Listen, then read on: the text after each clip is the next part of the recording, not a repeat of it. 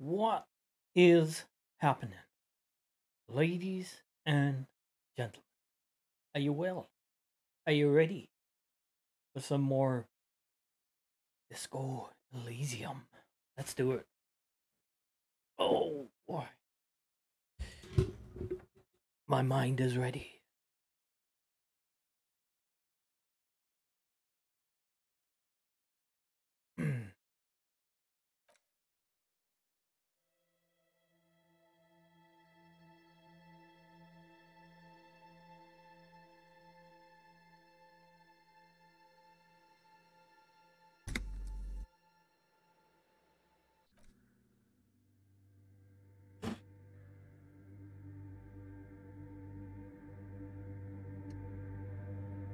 The machine's keyboard is still illuminated, revealing fluorescent play and print buttons. The speaker comes to life. Static seeps through the machine's planar magnetic driver. An old lady greets you. Her voice sounds 100 years old. Good afternoon, Fortress Accident on Sandbrune. This is the East Insulindian Repeater Station 1. Please repeat. Is this the personal log? Good. Please repeat the password. Good. I have unlocked the filament. After ending the call, please press print to access the filament. Fortress Accident, is there anything else I can do for you today? Good. Thank you. Please repeat. Is this the personal log? Goodbye, Fortress Accident. The machine's keyboard is still illuminated, revealing fluorescent play and print buttons. The printer prints out a long text document with dated paragraphs. It looks a bit like someone's journal. The first entry, made on the 4th of February, 51, by an unknown author, is short and concise. Arrived at the church, the door was boarded up, so I used the crowbar to get inside. Looks like the place has been deserted. Nothing out of the ordinary, but I'll ask around. Need to figure out how to get the electricity in. The lieutenant leans closer, scouring the printout over your shoulder. Just as you finish reading, he looks up, muttering under his breath. 4th of February. That's over a month ago. Whoever set up those machines has been here for quite a while. 6th of February, 51. Had a little chat with the local fishermen. Said I shouldn't go near that place, that the church was spooky and ridden with narcotics. It's a little spooky, all right. Still haven't figured out the electricity. See? Even one of the spookers themselves says it's unnerving. What was that about narcotics? This could prove to be interesting. We're not druggies anymore, Brain, okay? We're more alcoholics.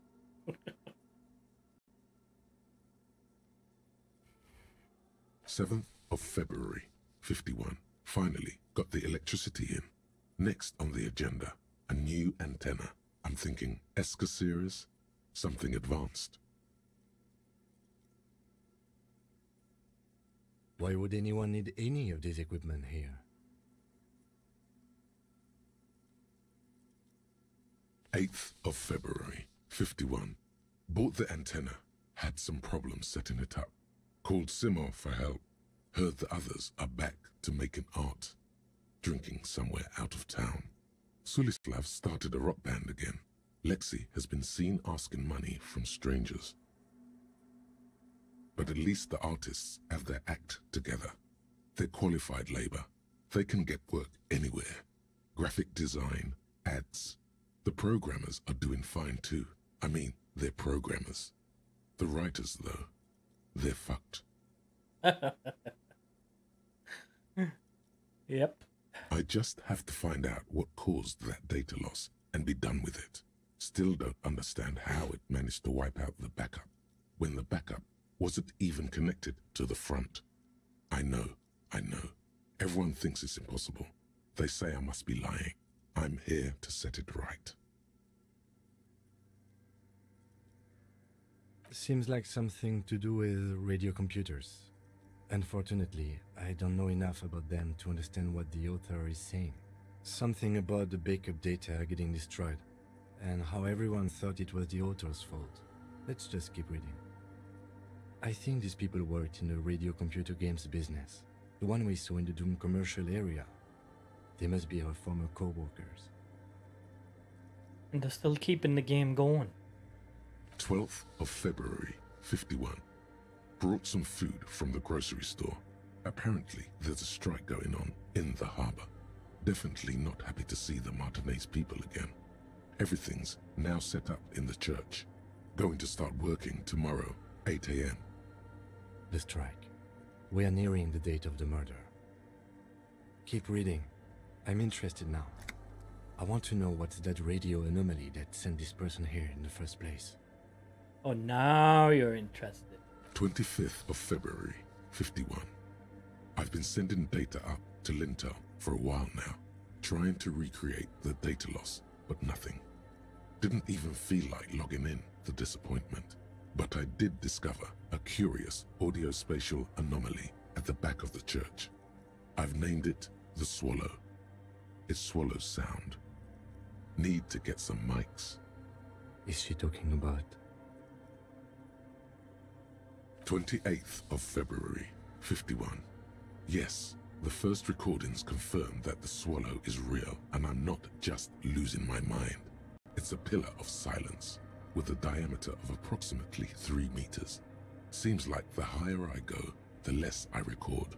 This might be a coincidence, or it could be connected to the data loss that led me here. The pillar of silence. She is talking about the silence. Is she suggesting it's more than just an architectural quirk?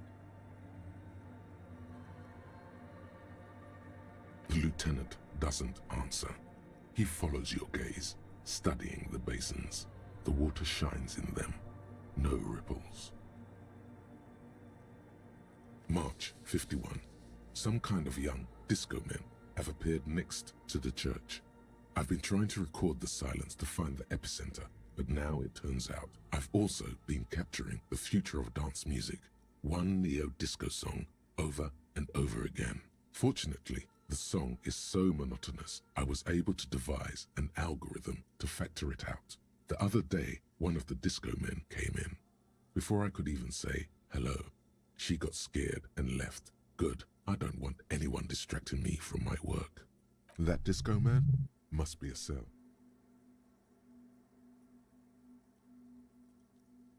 The girl on the ice? Sounds like her, yes. March 51. I got a call from the repeater station. Someone has tried to access the radio computer in our old office in Martinez. Can't do anything about it. The storekeeper still doesn't want to let me inside the building. Thinks I'm part of some kind of curse. How Martinez of her. I knew it wasn't a good idea to meddle with that machine. You didn't do anything wrong. No. It was a great idea. Yeah, it was. You're learning things. This is how you learn things about machines. True. Nothing wrong with that, brain. March 51. A new 2-meter aux cable. Noodles. Crackers. Ping energy drinks. Water. Toothpaste. Gum. Also some canned air. Your reading is interrupted by the sound of the church door opening. A strange woman makes straight for the radio computer.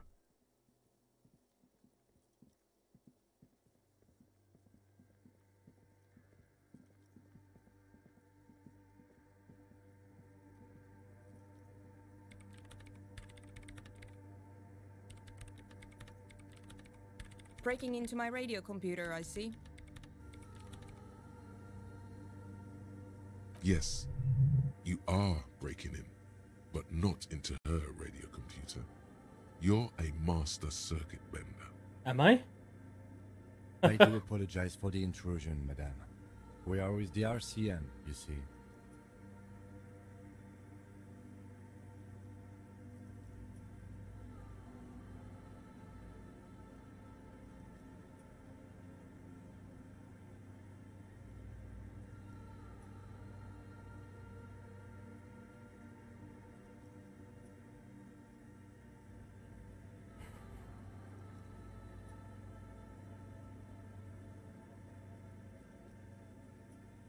You won't find any answers from here. It's just me and my computer, and it has been this way for weeks. Now please give me some room. I need 2 seconds to see that you haven't destroyed anything. We should talk to her after she has rebooted the machine.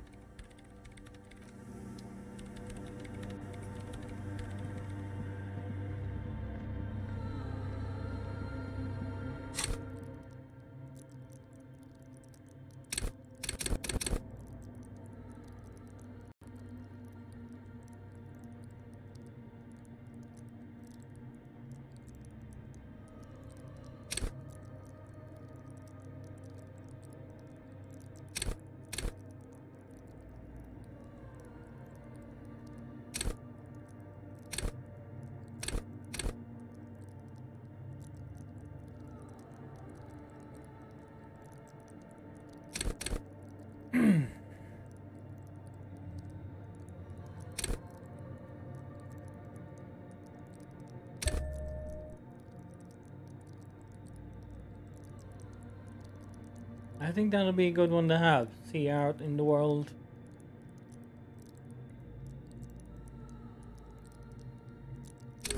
Or maybe not. I don't know.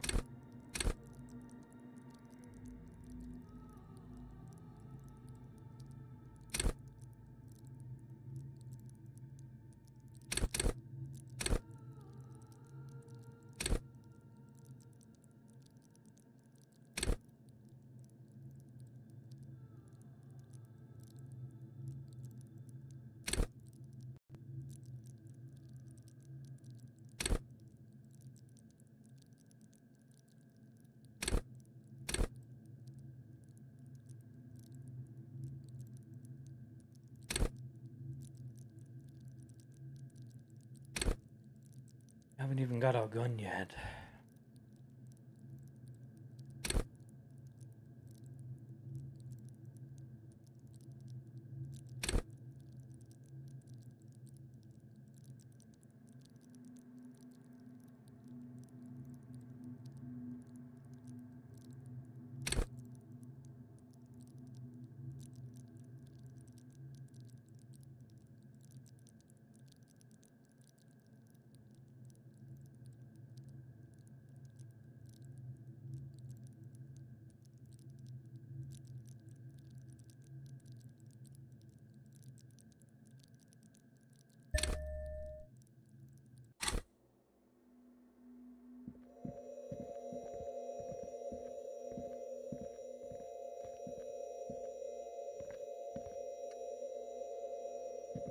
Yes?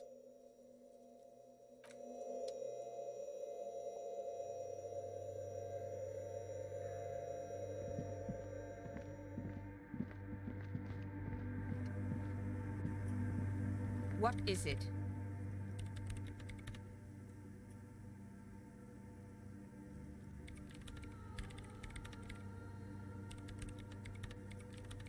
Yes. Or no. Not anymore. That project is dead. She doesn't seem surprised to be recognized. Rather sad. Something passes over her face before she straightens her back. No, you just printed out my personal log and wasted some paper.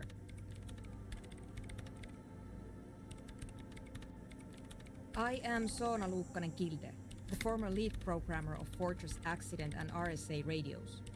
I have over 16 years of programming experience, and I'm proficient in both Vox and Orbis languages. If you're not here to hire me, I don't really know how I can help you. That still doesn't answer what she's doing in an abandoned church.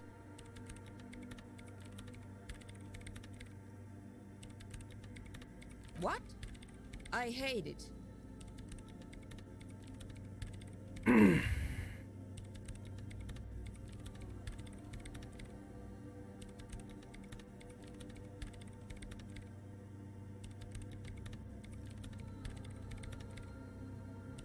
Maybe I'd have to be on drugs to get it, but to a sober mind it just sounds like uninspired rug whipping.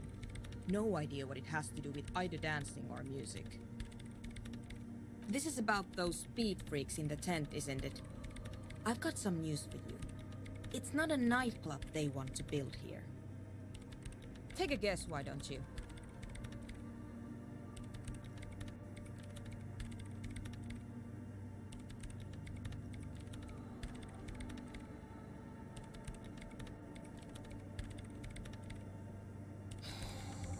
I can't believe they got you so easily.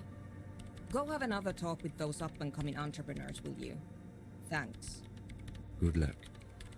I'm not coming in there. Oh, Kim. So dry. No?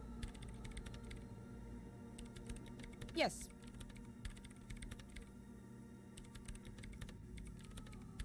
And?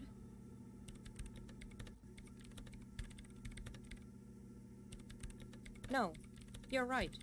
I'm not. I brought them here.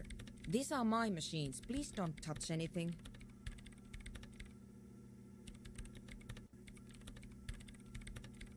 They are connected to my RAIN prefect. Whatever you do, just please don't move them, okay? Thanks. I'm working. The machine seems almost alien with its pulsing core, the light casting her face in a strange shadow. Could you just shh for a moment? Or get to the point. I really need to focus on something. Great. You really like those questions, don't you? They're bloodshot. She really hasn't been getting much sleep lately, has she?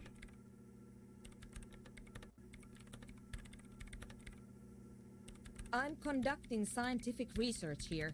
You can't throw me out. I'm looking for the location of a 2mm hole in the world. She's looking for a disruption in the radio waves. That's what her personal log said. The lieutenant raises his brows, but doesn't say anything.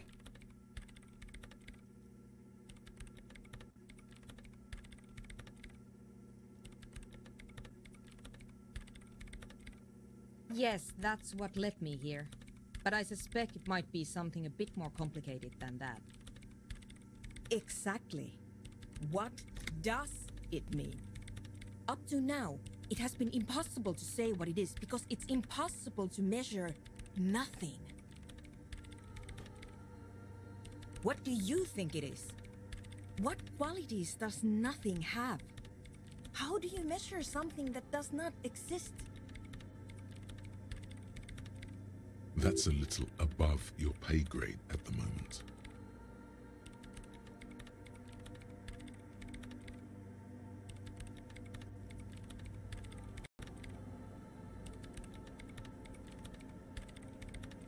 You measure it by its surroundings, by that which does exist, which is what I've been trying to do. I've tried using hydro transducers to record the silence, to find out where it begins. But honestly, it's not progressing very well.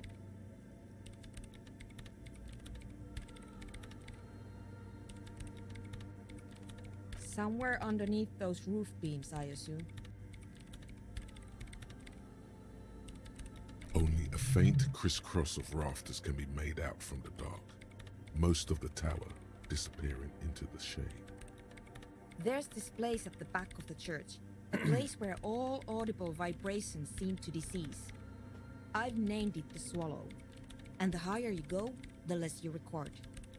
The Pillar of Silence? Are you sure it's not just an architectural quirk? Maybe, but it's oddly close to the physical coordinates of the data loss that led me to this place. I know.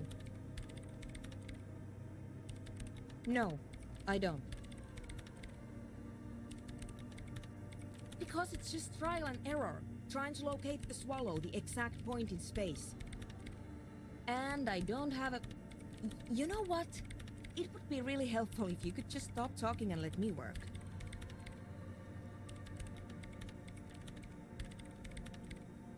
Great.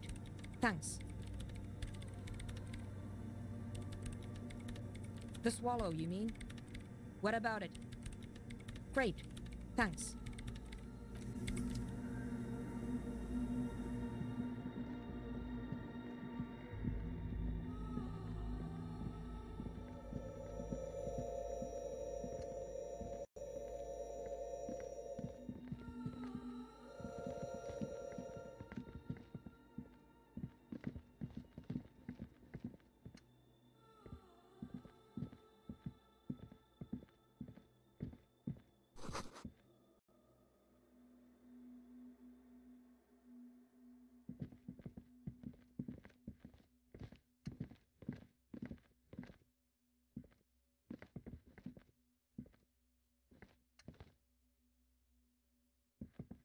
I want to get out.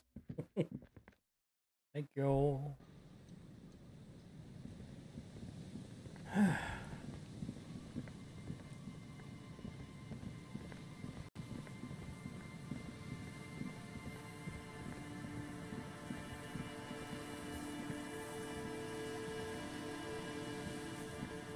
Right.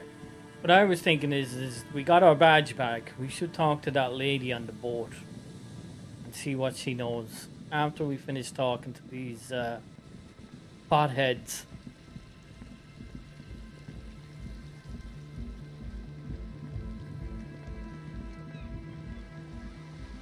Hello again.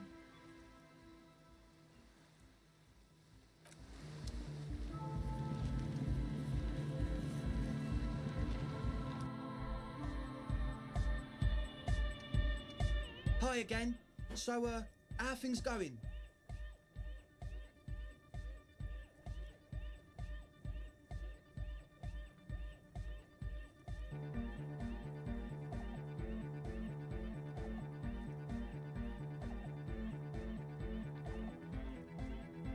Goodbye, officer. Do I have any logic clause I can put on?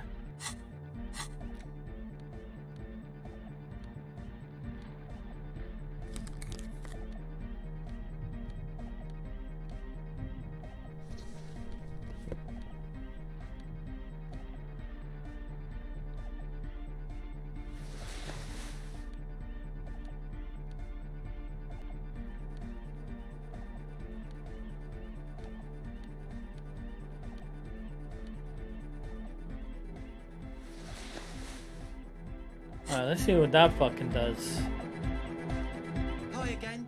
So, how are things going? 72%, my old fucking nemesis.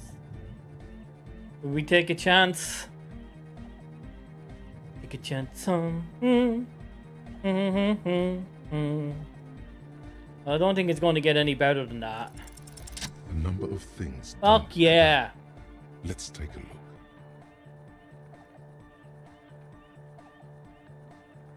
What things?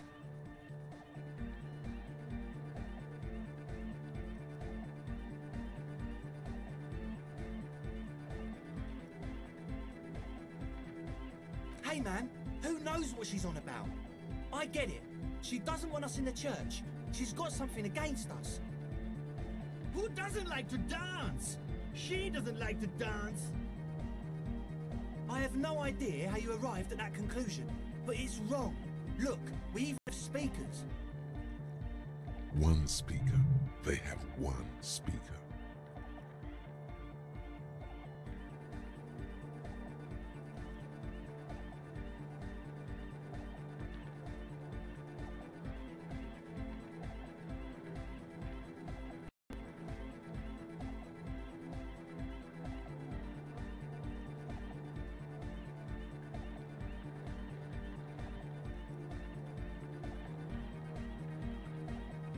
Where is his friend? Did he lose his friend? What? With no headphones. What do you know about spinning tape? Nothing. Oh, I know a great deal, my friend.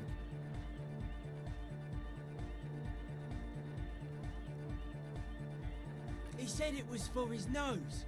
What more do you want? And of all cellular-based life, what's your point, Lawbringer? What do you mean, friend? It's a one-speaker system. It's monodynamic. You wouldn't know the first thing about sound reproduction in anodic music. Other speaker. Make up your mind. First it's the sweat, then it's the ether. No shit.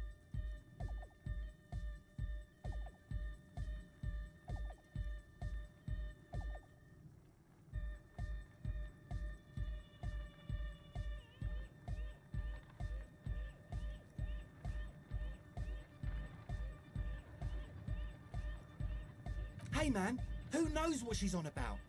I get it. She doesn't want us in the church. She's got something against us. Who doesn't like to dance? She doesn't like to dance.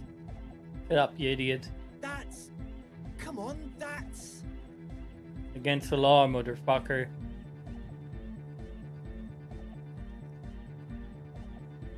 I meant to say, not true. What do you mean, do? There's resignation in his voice. He's almost ready to drop the act. It wouldn't take a lot of pushing.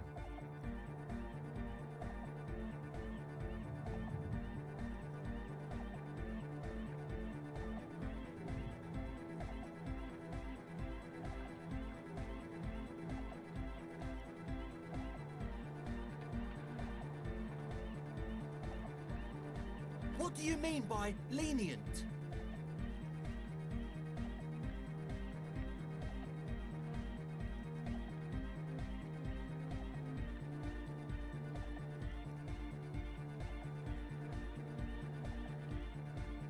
He thinks for a moment, then opens his mouth, but closes it again, then finally raises his hands. Things are just way too hard for an entrepreneur in this city. It's not like we're not going to turn the church into the wickedest club in East Reversholt. Because we are! We totally are! We just got to turn it into a speed lab first. I don't think so. You know, to get our foot in the door. Like I told you, spooky arseholes moved in while I was getting all this stuff together. A month ago, the place was empty, and now it's all spooked up. No, man. They're spooky, all right. It's just that they would also probably call the police if we started cooking speed in there. But the sign was way off too.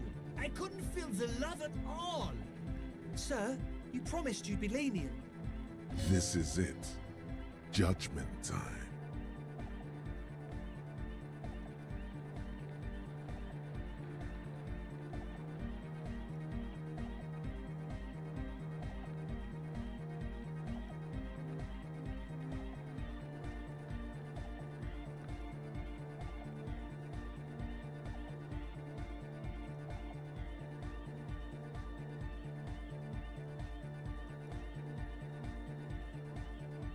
Yeah! I knew it.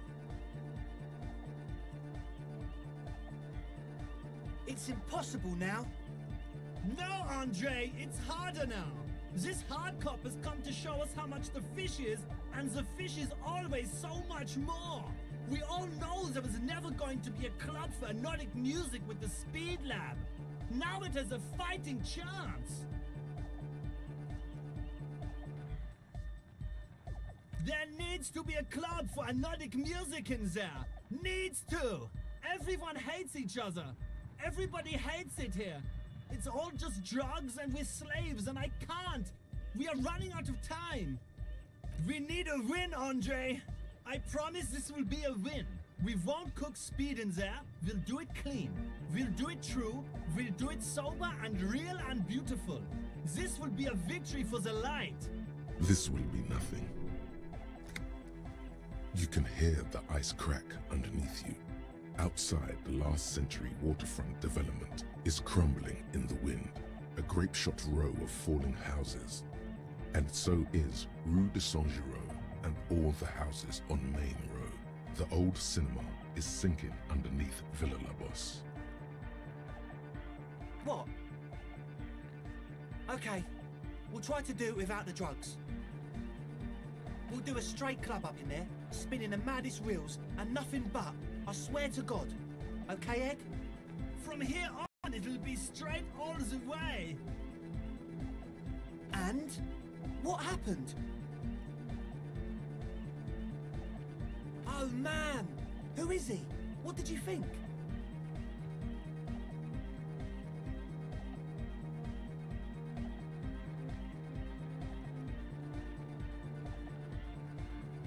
Really? Interesting. What's he doing in the church?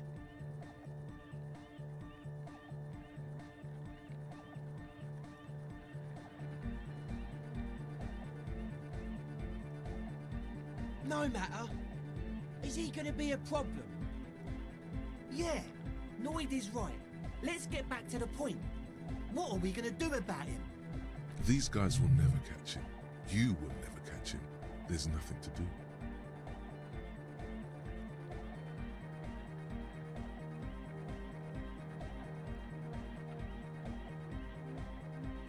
I don't know, man. Doesn't it feel like a major hindrance to you? A spooky guy climbing around when all the guests are trying to have nice, friendly hyper time?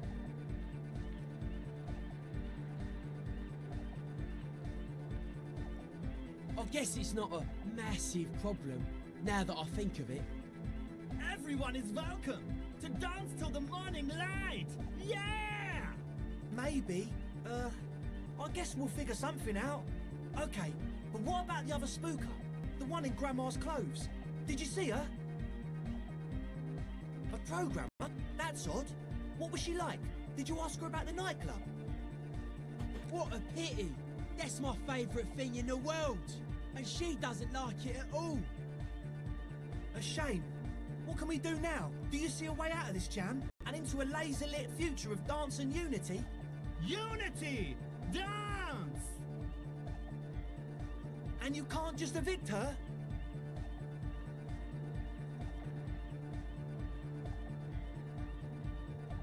Look at you, Honor Man!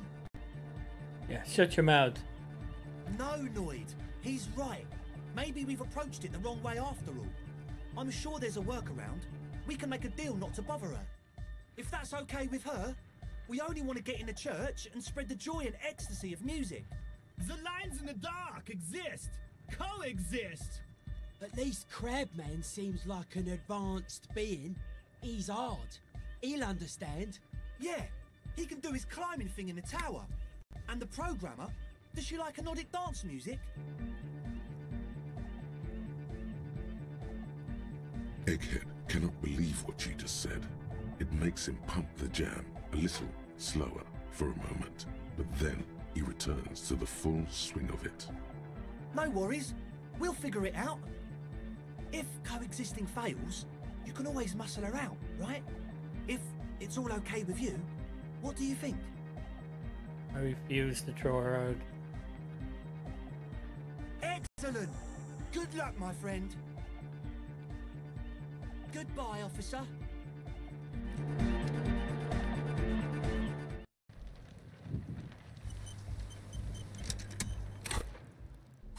What am I dressed like?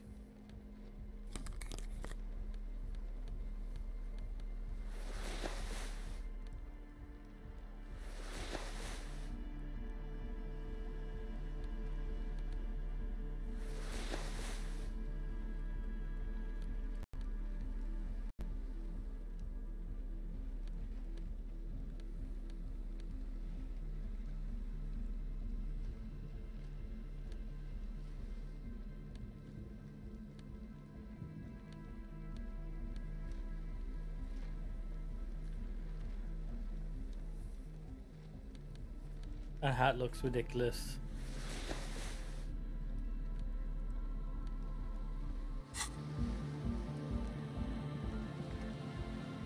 Hello again.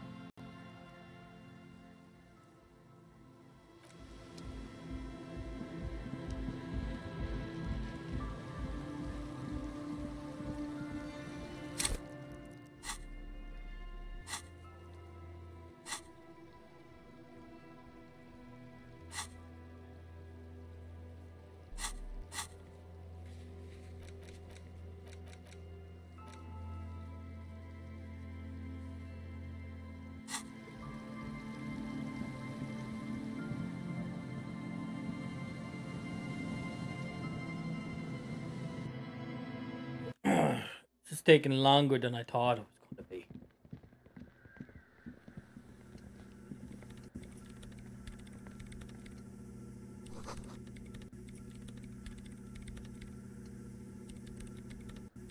Yes, what is it?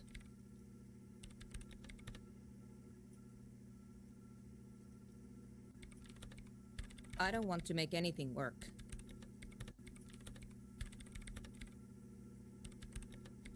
Yes, anything. I don't want to make anything work.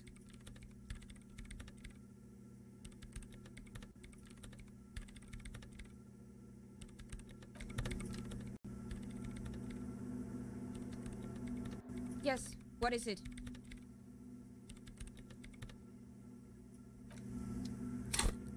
Have I got any suggestive clothes?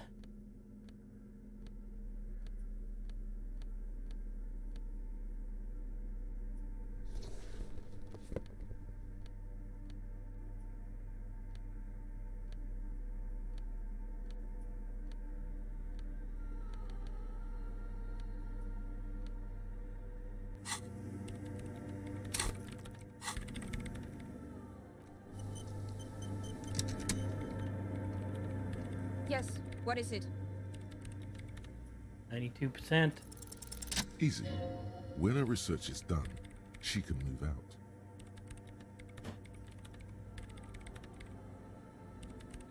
What? No, I don't really need any help with the project. She thinks about it. A glassy look in her eyes.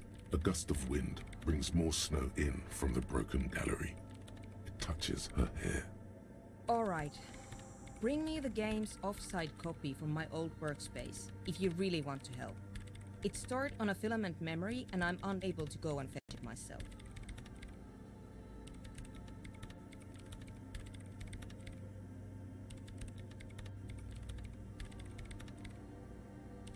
Yeah, that's the one. You can get in through the bookshop. You just have to do some explaining to the bookstore lady. Good. Then you might know the giant ice bear fridge in the building's cellar. The filament is inside the fridge. Just go and get it. In the giant ice bear fridge? I just told you. It has red glowing eyes. It's impossible to miss. You just need to get the offsite copy from the ice bear. But you've been to the fridge and it wasn't there. There was a note saying...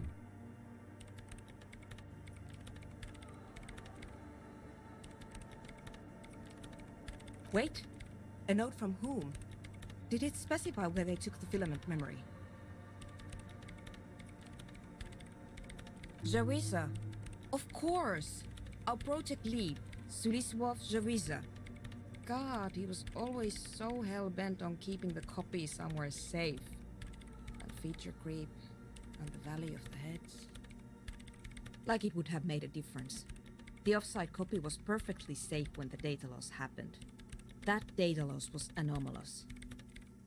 And the heads... I won't even get into the heads. Millions of them. Go find that copy from that ice cream maker, will you? Thanks. This is getting ridiculous. Can't you just defrost it? Or, I don't know. I don't know about the ice cream maker. Just figure something out. No. That's the production schedule you stole and accessed without authorization. I don't need it. In his defense, it was simply lying in the desk drawer of an abandoned cubicle. Okay, but still.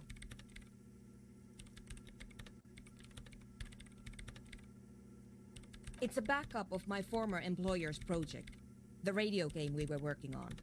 It's stored on a filament memory, just like the one inside this radio computer. She's making it extra simple for you. The backup itself is destroyed now, but I'm hoping to use what's left of it to pinpoint the exact location of the anomaly.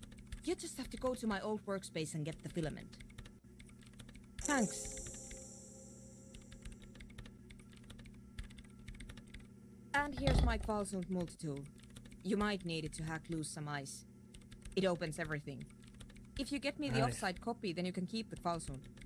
Nice. The legendary Kvalsund multi-tool. This is Prybar version 2.0 for professionals like you. This glorious multi-tool makes a regular Prybar completely obsolete. Nice. I was wondering when we'd get that.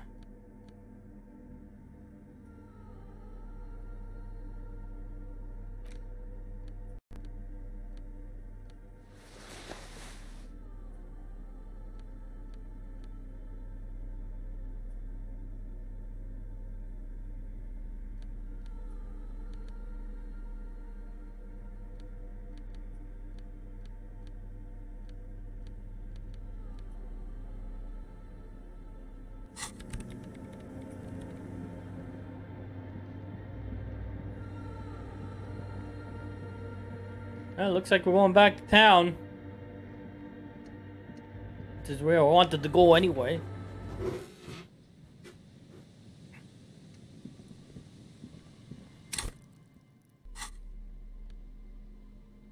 Might as well fill up on any more bottles if we can get them.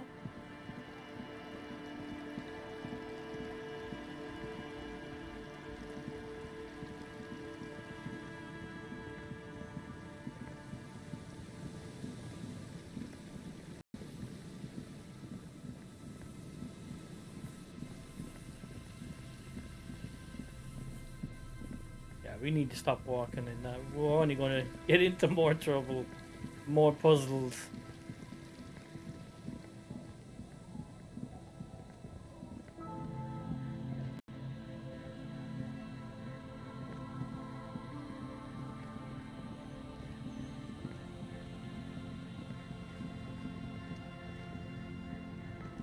Our tenant, the policeman. I hope the waves don't keep you up at night. What can I help you with? I can wash it for you, but it's going to take about a half an hour. Think you can stay put for that long? No, we must run around ceaselessly. It would be torture to stay put. I could use a breather. It's been another track and field day.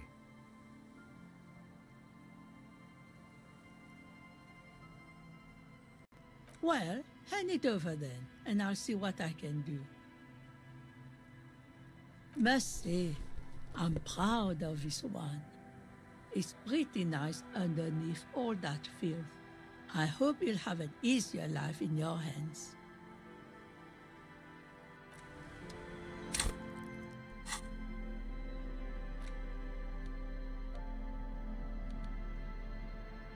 Pain, Half-Life drama.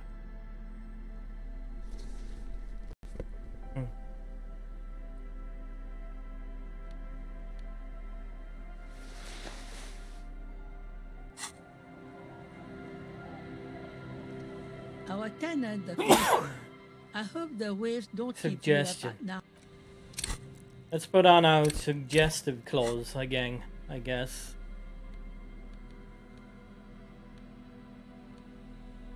Do we have any?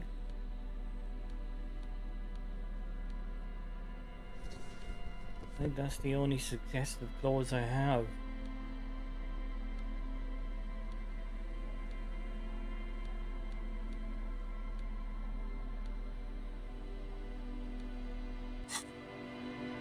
Our tenant, the policeman.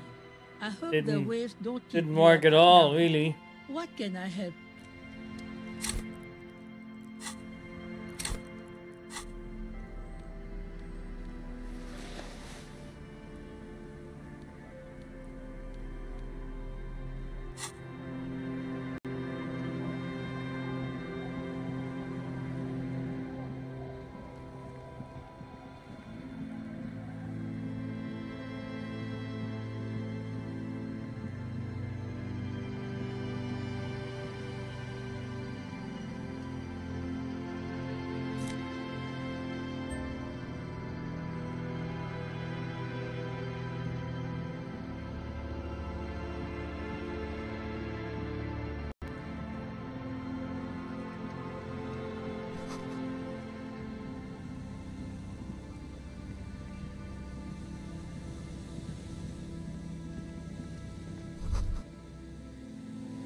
Rust peels off the bent iron posts of the swing. The wind whistles through the skeleton of the small house behind you. There's desolation everywhere. In this yard? Someone thought they could have a summer house in a bloc obscur for cheap. It didn't work out. They abandoned it about a decade ago. A black bloc, a part of the city left unrenovated after the war, or one that has fallen to gang violence, or has become inhospitable in some other way.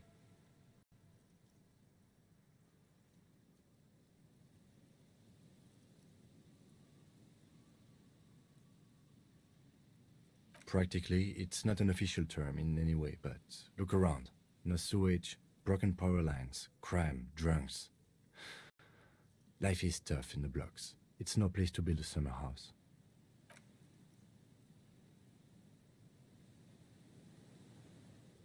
It's not meant as nagging, just an observation. We should move. I don't think we will solve the murder with forays into the urban hinterland, at least in this phase of the investigation.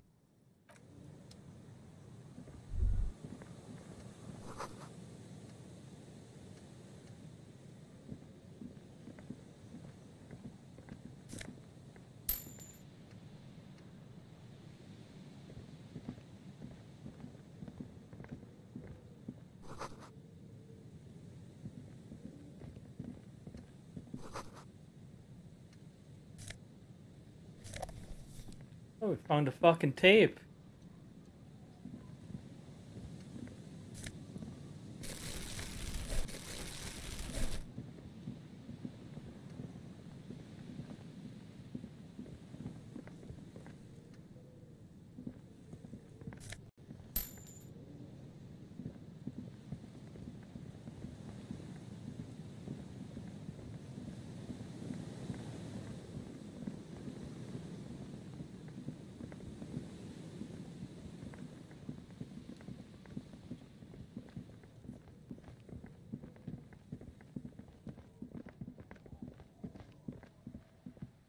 I don't know how this bag is holding together. I've stuffed so many bottles into it.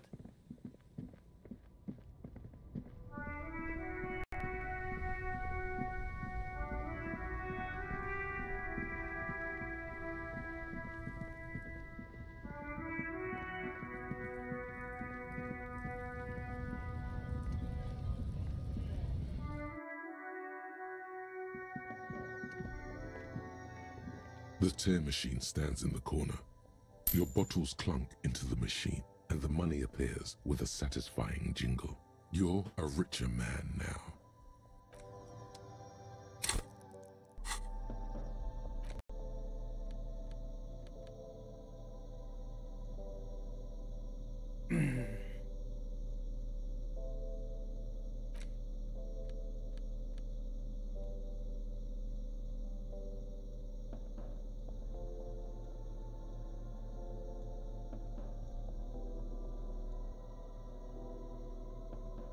The porter reel is just what you needed. The reel's attached to the apparatus with a satisfying click. The tape is routed behind the magnetic reader.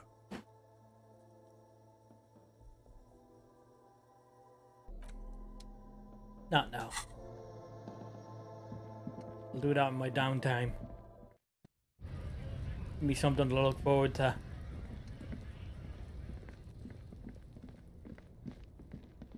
That was a lot of scavenging. A whole $4 out of that.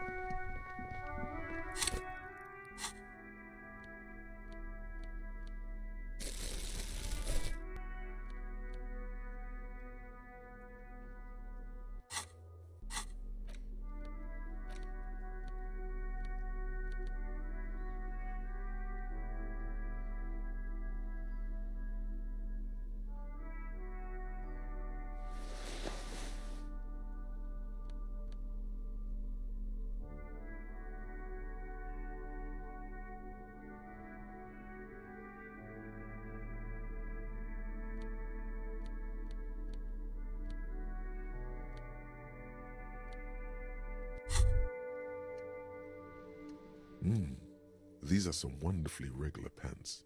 Not too tight, not too loose, moderate in every sense. You'll blend right in at some pleasant dinner party.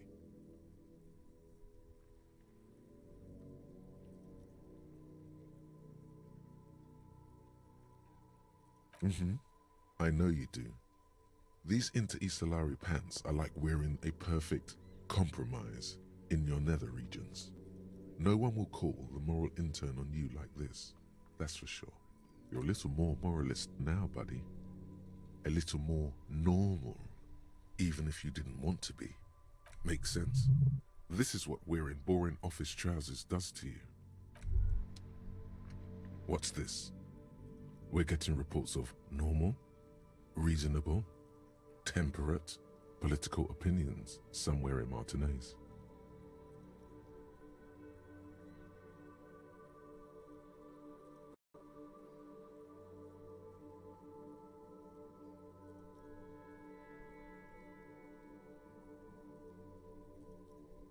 It's also about that, but it's also more. Perhaps it's the hangover. Perhaps it's a temporary surge of serotonin, but something tells you it's time to become a citizen of the Kingdom of Conscience.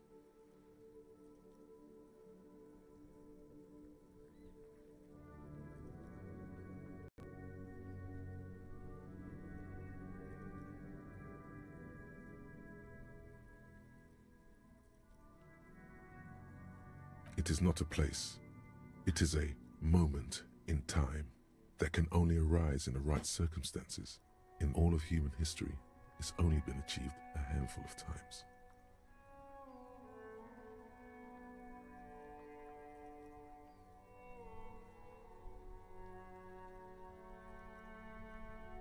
Incrementally. Yawn, you'd get there faster with a little speed.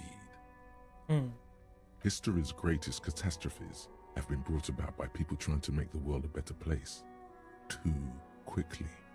That's the genius of Dolores Day.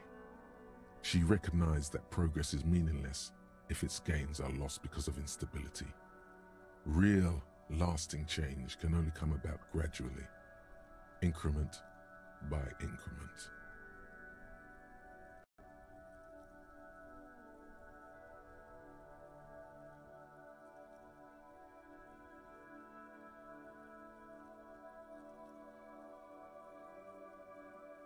The kingdom is difficult to comprehend and even more difficult to describe. Partly because humanity will need to discard many of the categories that define and limit it today. The kingdom of conscience is post-capitalist, post-national. It's also post-industrial, post-ideological, and even post-sexual.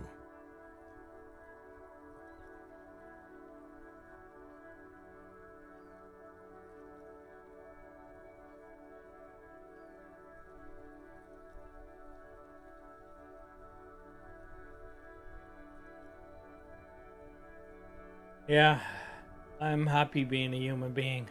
I want to stay a human being. What you want is immaterial. The kingdom of conscience is coming, whether you like it or not. Only very slowly. Yeah, I believe it when I see it, buddy. I believe it when I see it.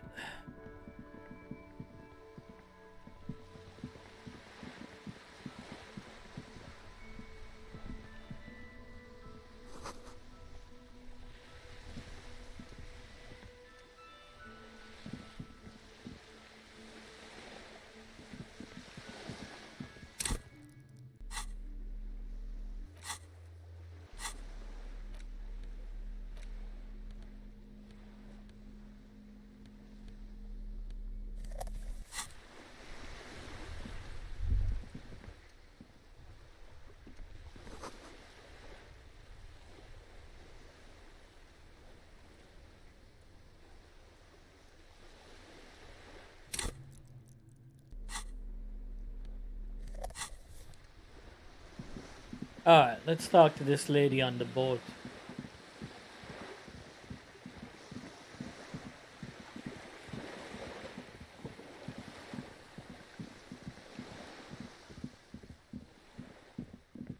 See what she has to say.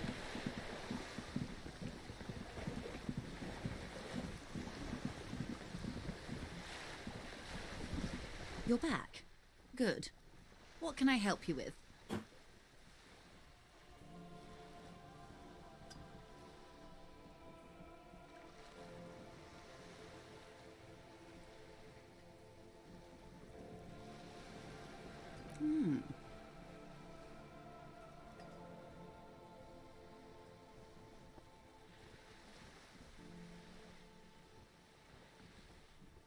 Of course, Detective. You can always drop by later, should something come up. Now, What else can I do for you? What we do? I'm afraid I don't speak for Wild Pines as a whole. It's a giant undertaking. She nods. Of course. I've been through all of this.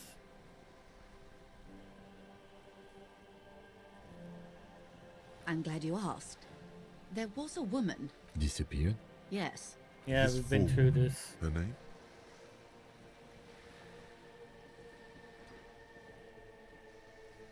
Does it? The point of the presentation is, these kinds of things happen around the Clares. Watch out when you're dealing with him. Thank you for your concern, ma'am. We'll be just fine. Of course. How else can I help? You don't have to tell her you met Everard right away. There's time.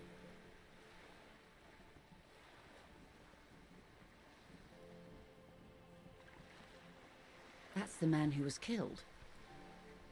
I'm afraid this is a discussion for once we've cleared the lynching question.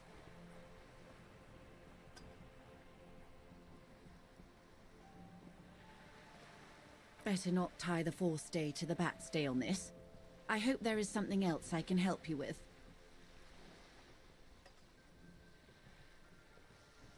I'm afraid I can't say any more until we've taken care of formal protocol. Did you? Wonderful. Quickly, methodically, like an electric printing machine. It is a relief to see a W freighter here. The situation is precarious, to say the least. It needs a quick solution, or we will have a bloodbath on our hands. Yes.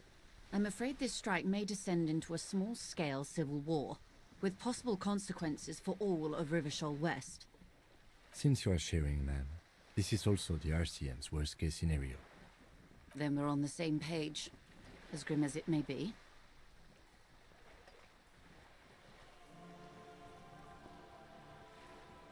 I have an indirect role to play, I'm sad to say. My employer experienced a momentary lapse of faith in me. In that moment, they elected to deploy a private military contractor as an insurance measure. They called it my security detail.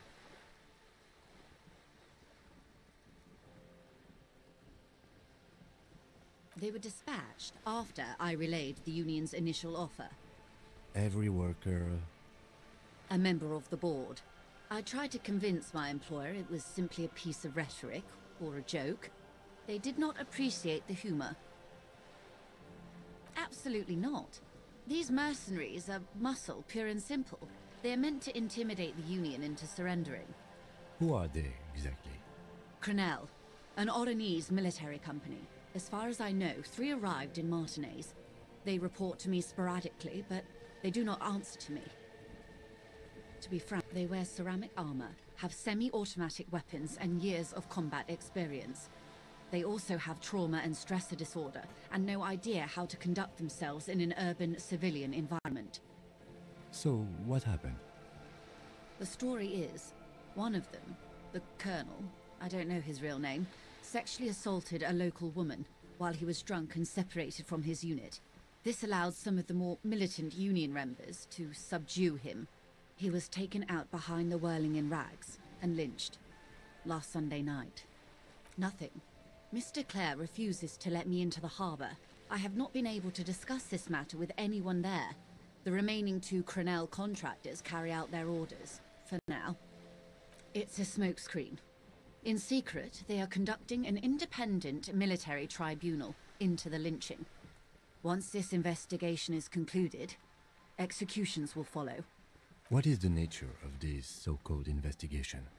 Whether to execute one, some, or all of the Union militants. It will be all of them. The decision is already made.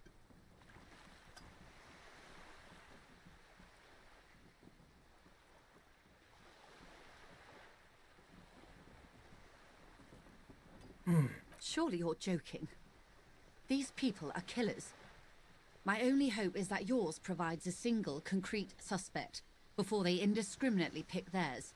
Simply put, If you don't pin this on someone good, and do it fast, they will identify and execute everyone present at the lynching.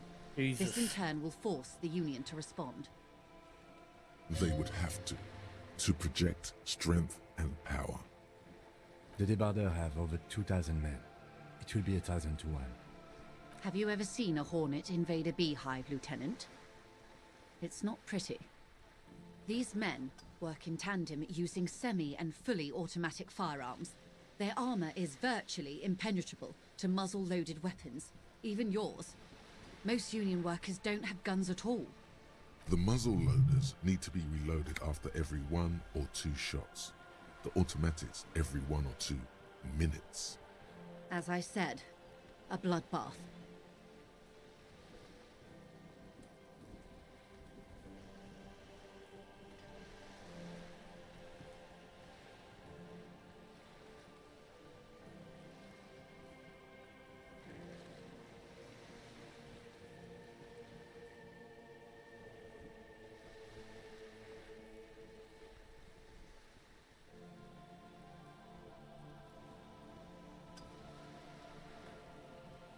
Many bleak scenarios have already come true, Lieutenant W. Freighter de Bois.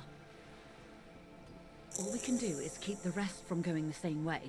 One single concrete suspect delivered into civil court, and I may be able to defuse this situation. Son of a bitch. Not much. Their public resume is relatively good, as far as private military contractors go. I believe they were once called Downwell. They boast a long list of clients: Saint-Baptiste, Welchman-Lorenz, Eendracht. A warning sign, however. The operations concerned all take place in third or fourth world countries. Guarding facilities, escort missions and such. Meaning they're used to operating in war zones. Yes. All the good conflict corridors, Supramundi, Yesut, the Seminese Islands, countries that don't have a good record reporting atrocious military conduct on their soil. Sadly, no. Before this happened, I had little interest in them.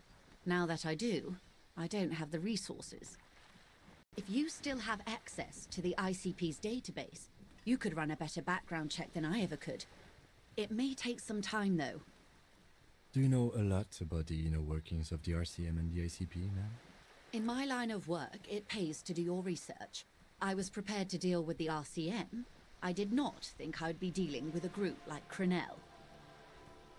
I have, and they will. However, these orders take time to reach what is basically a rogue unit out in the field here. Until they do, it's all on us. If you mean did I see him alive? Yes, but I did not know him. Lely, his service name, a nom de guerre most likely. He wouldn't divulge his full name. Only one of them did. A bad sign if there ever was one.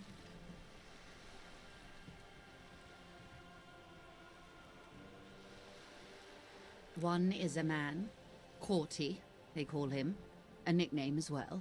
The other a woman, Phyllis DePaul. Corty is the gunner, I believe. DePaul is a radio operator.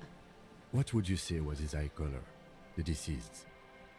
She closes her eyes, trying to picture the man's face, then shakes her head. I can't remember. That's all right, ma'am. Anything else? Nationality? What would you say was his age? He was 40. Or 50. It's hard to say which. He had a combat injury on his lower jaw. It made it difficult to estimate his age, or gauge his facial expressions. Indeed. This matches the dental reconstruction we saw on the body. What else? Nationality? Accent? He was, Occidental, I think. Light brown hair, a mixed accent, Oranese, or Messinian maybe. His injury gave him an accent all his own. In a way, it was humanizing. He had to learn to speak through it, through the injury. That's all I know, I guess. I only met him once. Must be hard to force your face to move in a new fashion. If you continue like this, you'll have an aneurysm. Then you'll have to too. Shut up, voice in my head. You don't know me. They've gone to ground, as it were. I don't recommend seeking them out. For one, they're almost certainly armed to the teeth. They don't have the same respect for the Revachol citizens' militia as I do. To put it bluntly, they think you're vigilantes. Ghetto savages. It will not be a fruitful meeting. Vigilantes. You're a professional officer of the only legitimate authority in Revachol.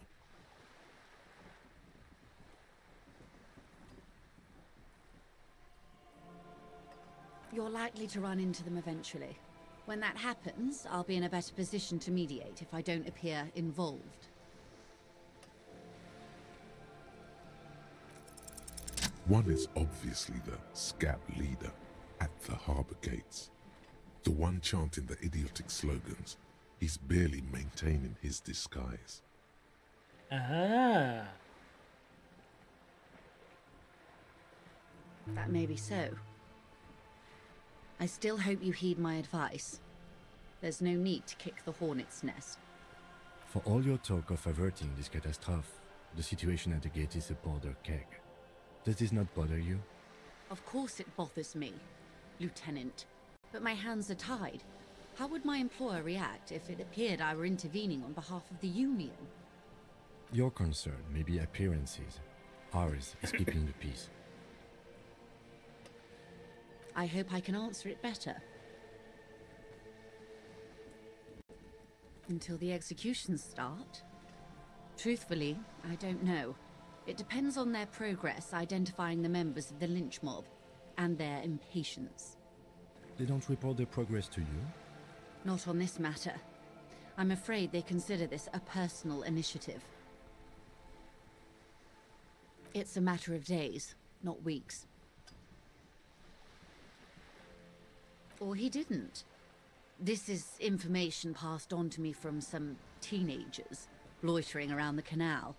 I cannot testify by it. The remaining contractors, their tribunal. It's that the man was killed because he assaulted a local woman. I've asked around a bit. This seems to be the accepted story around Martinez. The lieutenant consults his notebook, his eyebrows knitted in concentration. Odd. We haven't heard any reports about an assault in connection with the lynching. Yes, we Where have. did it take place? And when? Last Sunday night, at the Whirling in Rags, the hostel by the gates. Supposedly, the colonel was drunk, maybe on narcotics too. Either way, he's alleged to have sexually assaulted a woman. Sometime later, a group of dock workers got their hands on him. That's a good question, officer. I don't have the slightest idea. As I said, it's a rumor about a rumor. In any case, it's what the colonel's remaining colleagues believe. I am sorry to have been the bearer of bad news. If there is anything else I can help you with, please ask. Of course.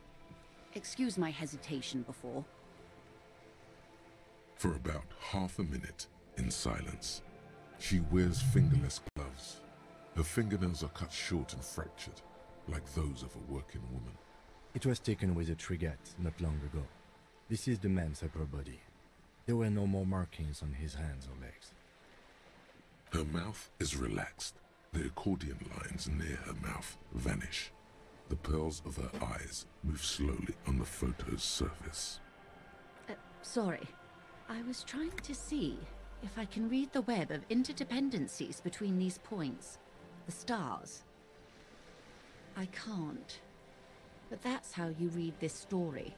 The points themselves don't have letters, numbers, anything. Their size, location on the body, and distance from each other tells you what they represent. Close. Port cities. This is an Oronese map of the waterways, a sailor's tattoo worn by wayfarers of the Dolorian century. Over 300 years ago, the sailors would mark their bodies to map their travels.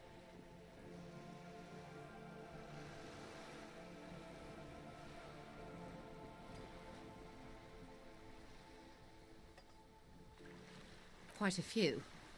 Vredefort, the Oronese capital, traditionally stands on the right shoulder. He started somewhere near here, I think. What next? Then he made his way to the Pretto Grande, through what I think must be the Stutz Canal, an artificial channel through the Occident. From the Pretto, he sailed to the Insulindic Ocean, first the Semines Islands, then this. Revachol. Those are the two constants. Vredefort on the shoulder, and Revachol in the heart. They started the tradition of these maps right after the discovery of Insulinde, at the dawn of the Interinsulary Age.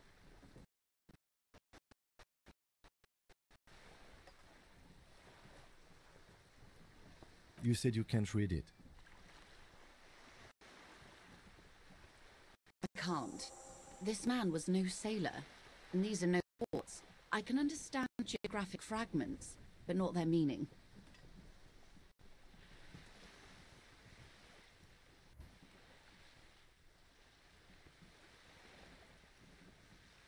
The sailor's soul would use it to fly back home if they should die abroad.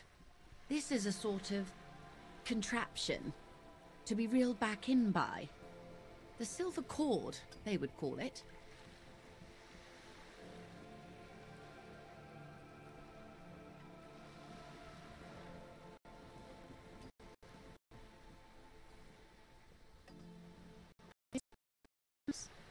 The other contract, though I do not suggest you go and show them that picture. This man was their friend and comrade.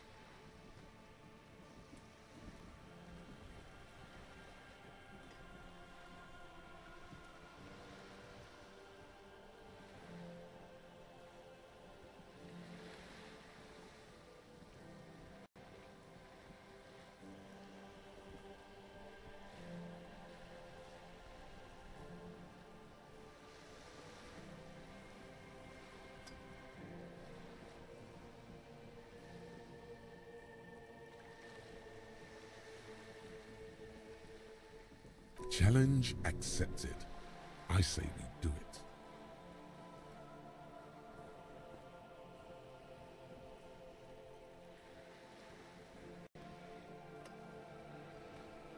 Do what you have to do, Detective Dubois. I don't think deciphering that tattoo should come before public security, but if you should wade into the mob to find out, I couldn't stop you. We will be careful, ma'am. Is there anything else I can help you with?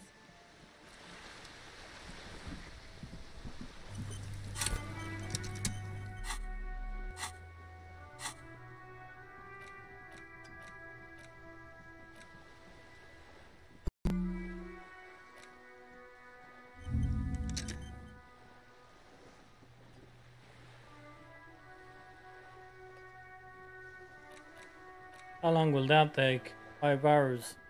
And as soon as we get it, we're going to delete it. I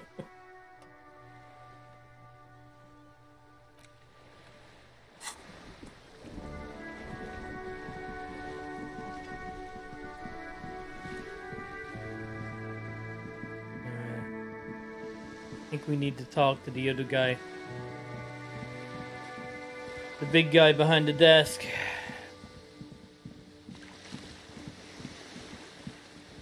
The one that's pushing all the buttons. Tell him to calm fucking down.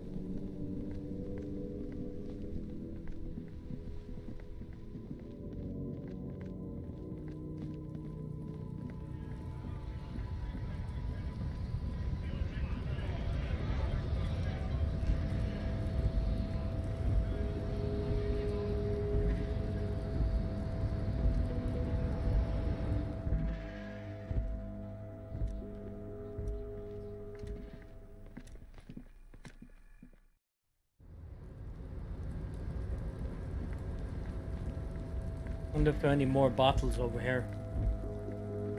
No.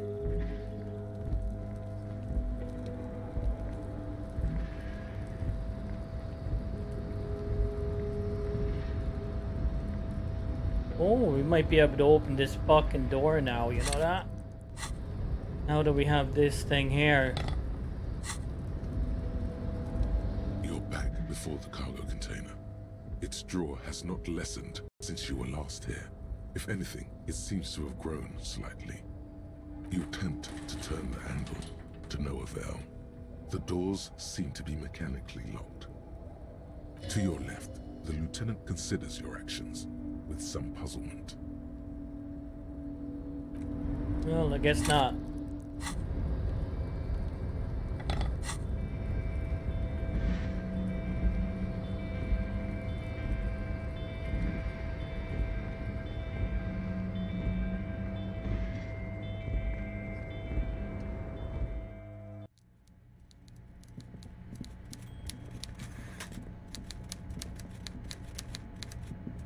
Mr. Dubois, I hear the meeting with Titus was a glowing success. That's such a relief. Titus can be a handful sometimes. Now, what can Everard Clare do for you today?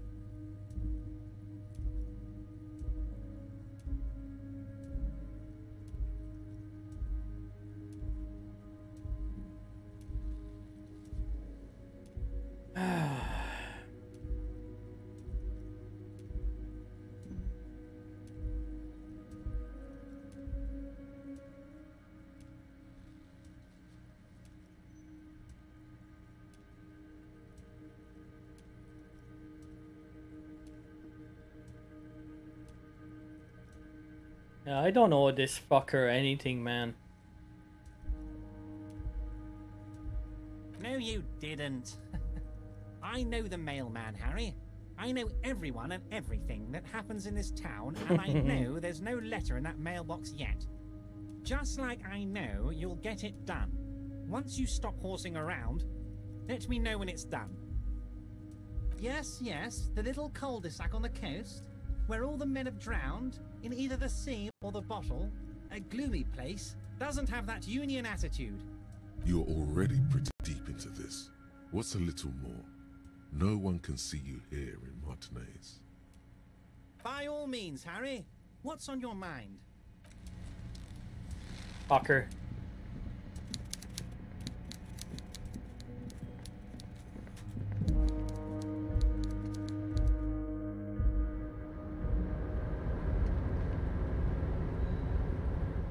Mister, I knew you'd be back to talk with old Leo here. Yes, I did. Yes, I did. It's like Lady Larice said when she opened a bathhouse in the basement of my apartment. No trouble at all, mister. No trouble at all.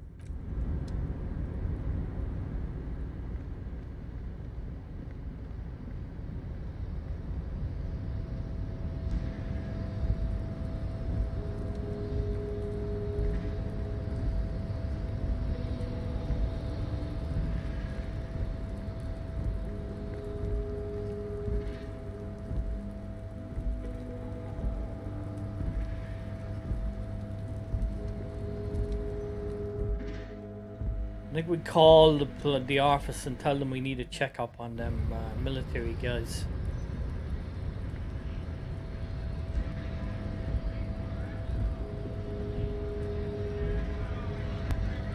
That's the big guy there.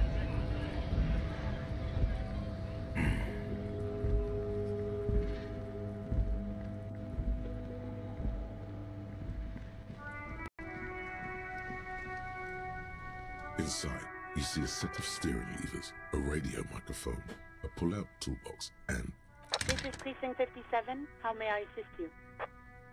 Just a moment, officer. 10-4, come in, officer.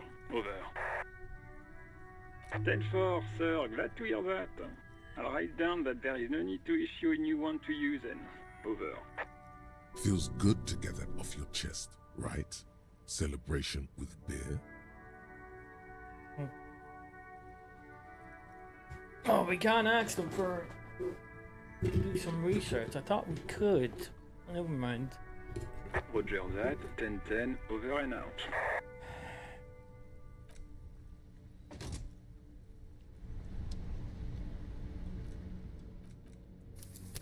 We're in a good spot here at the moment.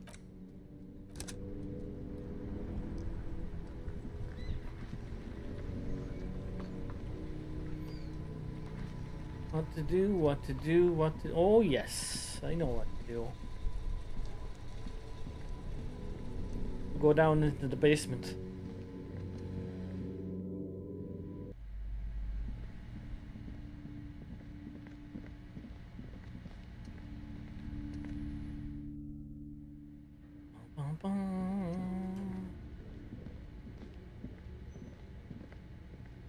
The barbell waits patiently on the floor, like a dog for its master.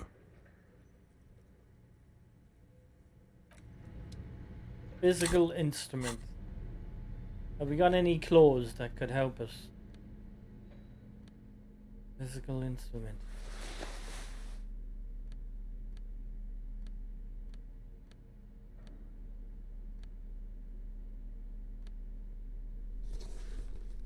I'd rather lift it in the t-shirt. I think that's about it, really.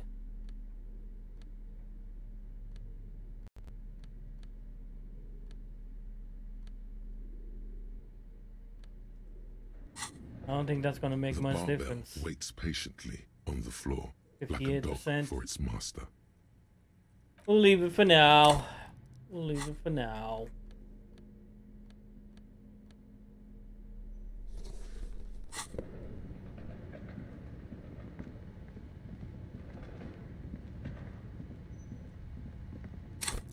Oh yeah, I need my torch.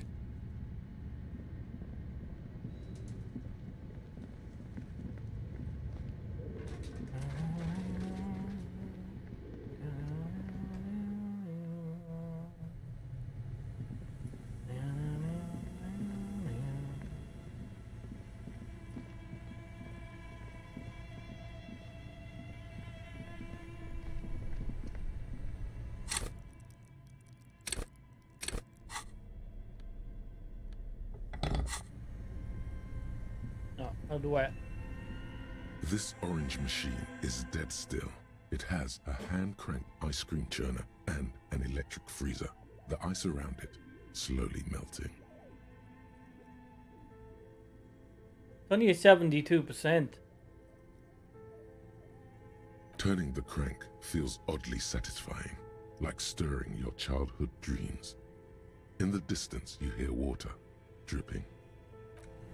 Alright, we need more physical instrument.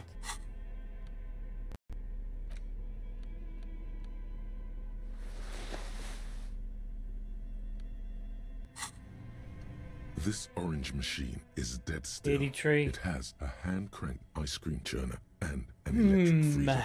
The ice around it slowly melting. Let's save the game and see what happens. This orange machine is dead still. The ice groans and howls under the strain of your giant Kvalsund multi-tool until the lid cracks open. Darkness lies inside, but you can faintly make out an object. Disappointment washes over you as you stare into the almost empty ice cream maker. A scoop of ice cream would have been nice, yes. You gently lift the cube from its frosty bedding, careful not to damage it. We should take it back to Miss Luukkanen Kilde as soon as possible. I'm not sure how well unused filaments tolerate room temperatures. Yes, but aren't you curious to know what's on the precious filament? There's a radio computer upstairs. Yeah, that's right.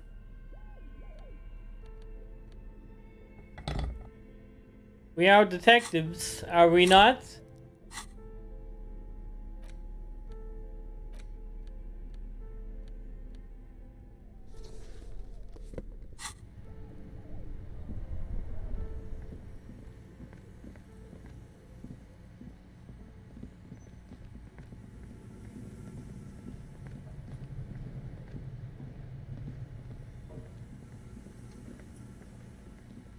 The bear's eyes are dead and empty.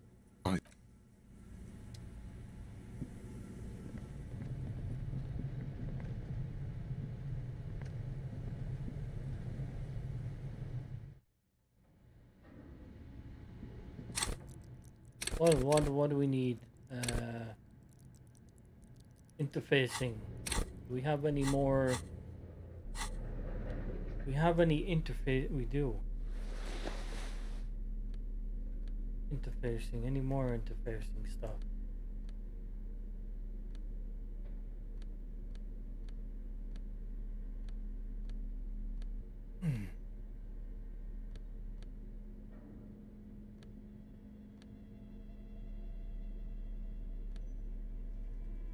Not really.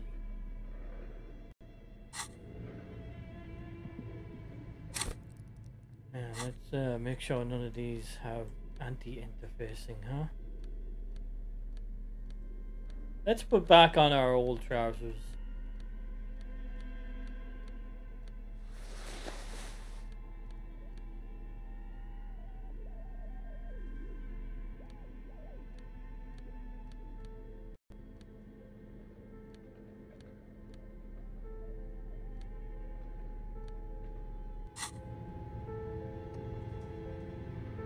Tiles on the cube are still smoldering, casting the framework in a soft glow.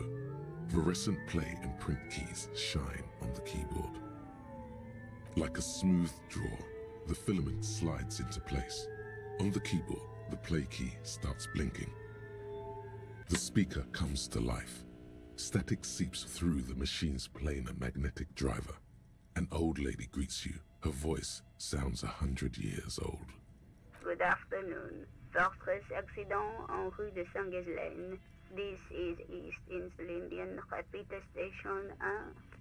Please repeat. Is this the offsite copy? Good. Please repeat the password. No, that's not it. What does she mean? That's not it. What's the password then?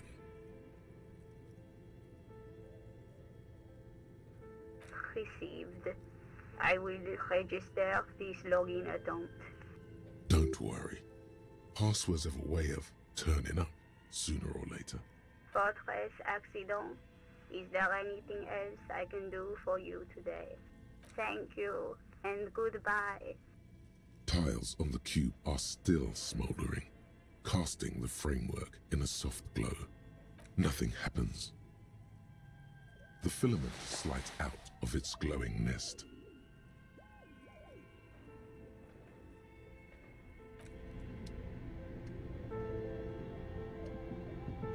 There has to be a fucking password here someplace, This old right? fireplace is covered in radio frequencies, unclear.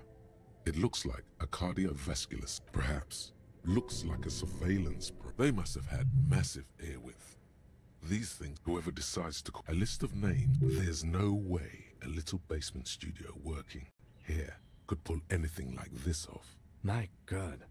It's as if the less money the schedule. Nothing. It's just...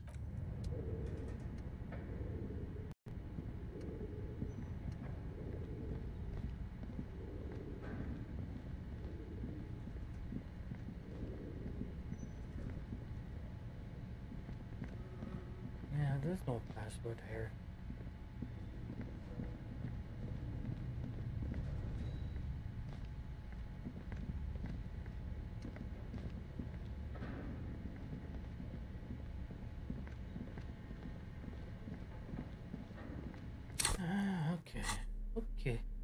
Okay.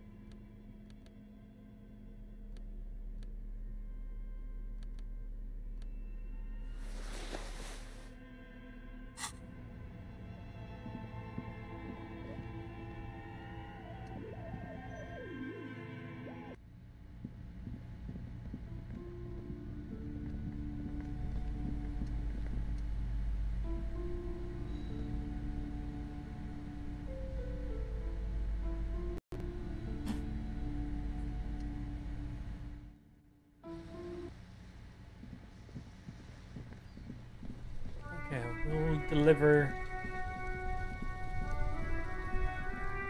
the filament.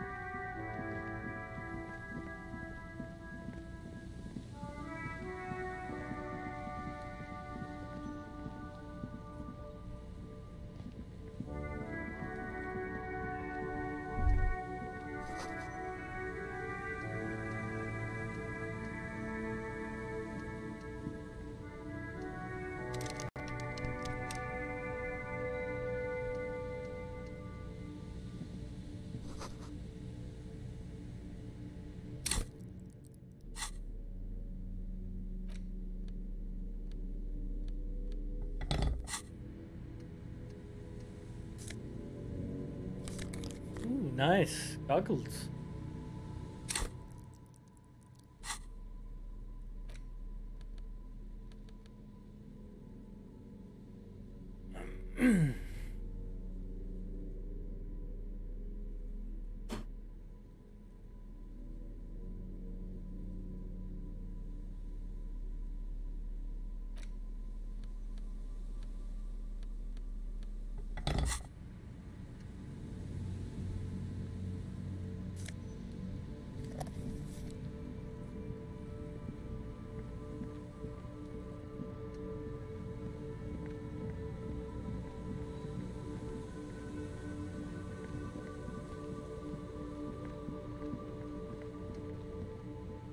Money, money, money. Yeah.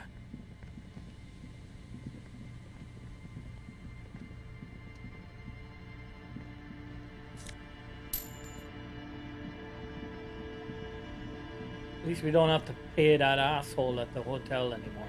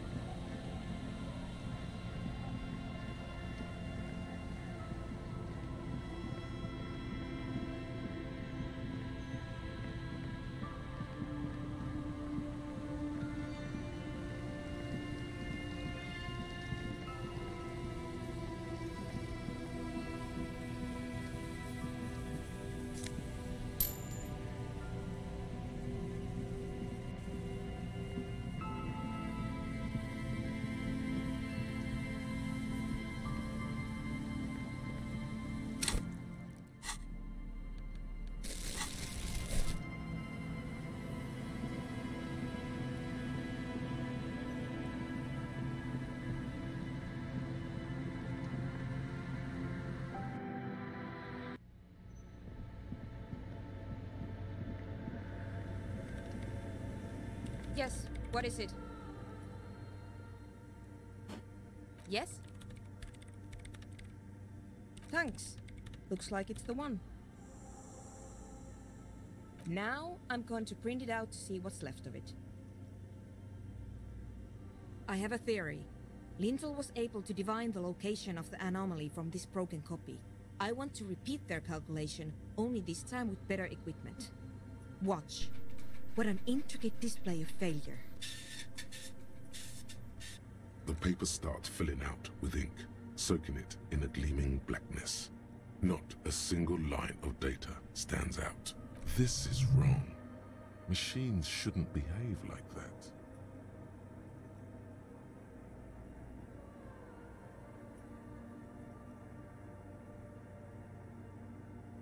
Sona doesn't reply.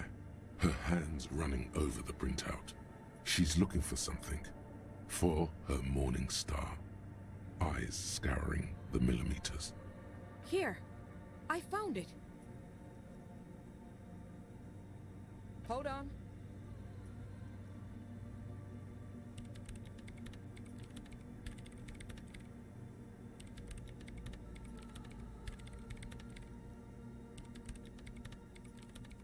Just give me a second.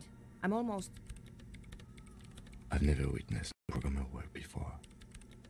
Done. I've got it. I found the location of the anomaly.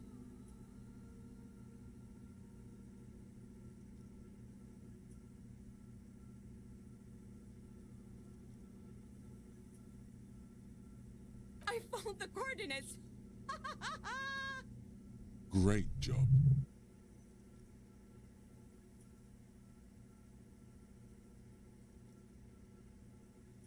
There, in the swallow. Yeah, kind of. We knew that. Think you can help me again? I need you to go move those water bolts for me. I need to double check my calculations. You like moving things around. Moving things around is calming. Is it? Just walk over to the circle and follow my instructions. Move the third ball 2 centimeters to the left, and the fourth ball 5 centimeters to the right. This should do the trick. Thanks.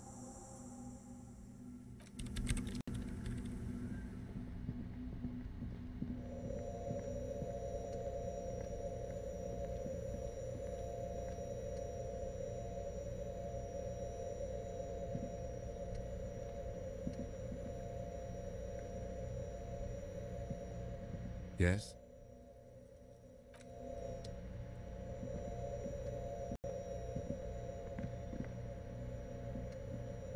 It's awfully silent again, as if someone turned off the entire world outside those walls. Water inside the bowls stands still. Measurements have been marked down around the bowls, each chalk-drawn line representing a centimeter on the floor. Oh boy, this is going to be good. It moves like a ghost without creating a single trace of sound. Some water spills out of the bowl, wetting the floor. The lead programmer sends you an encouraging thumbs up from across the hall. Time to run back, or maybe walk. This is a sacred place after all.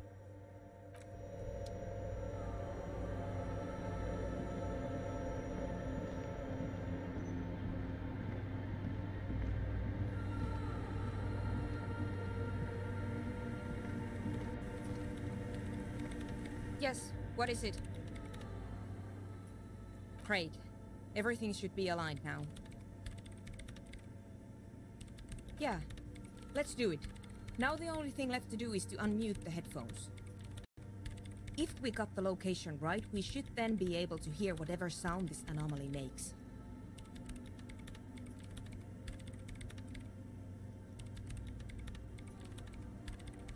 Honestly, I'm a little scared. I don't know. That's what I'm scared of. I don't know. It could be anything. I mean, what sound does the nothing make? How can you even listen to something that doesn't exist? What if silence is only what surrounds it, but the swallow itself is...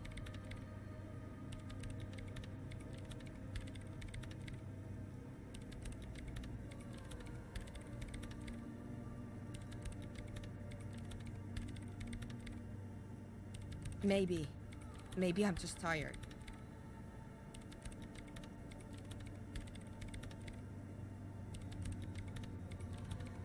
Yeah, you're right. Let's do it. The lieutenant takes a step back. I bet he does. And then, nothing. Nothing happens as Sona Lokanen-Kilda presses unmute on her keyboard.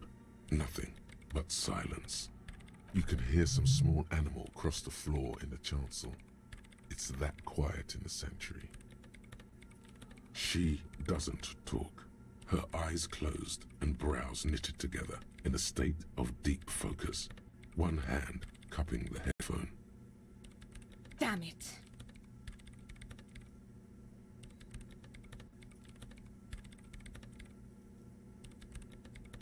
No, of course not.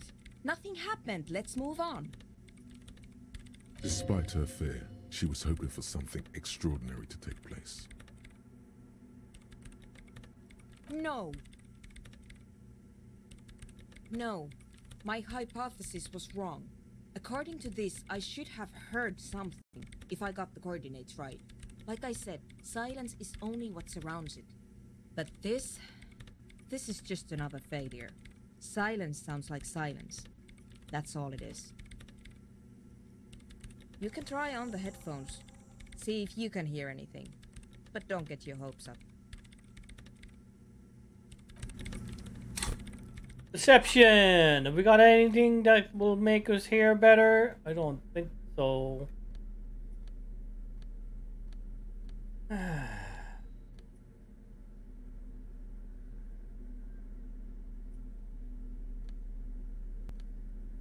We don't have anything for perception.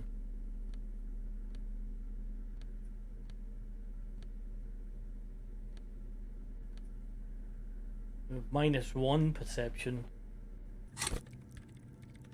Yeah.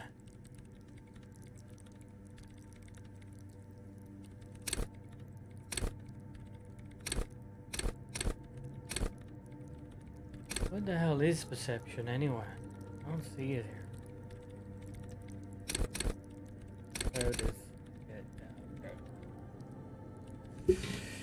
Might need to put one into perception, huh? We'll have to come back to that, I guess.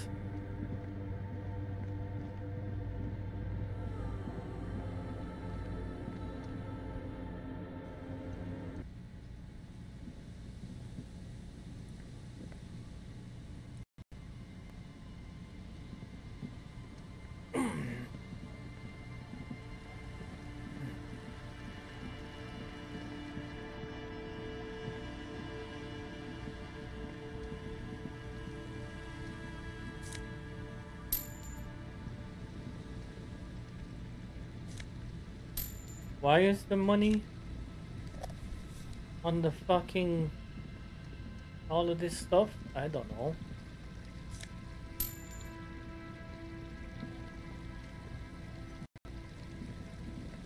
Still, money is money is money.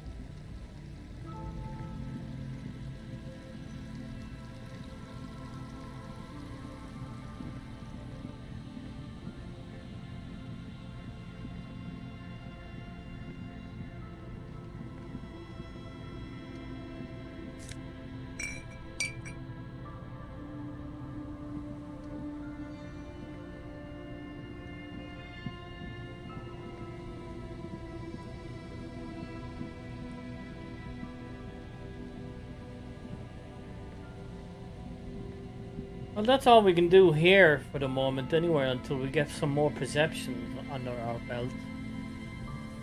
We might as well do some more exploring along the coastline, I guess. See what we can find.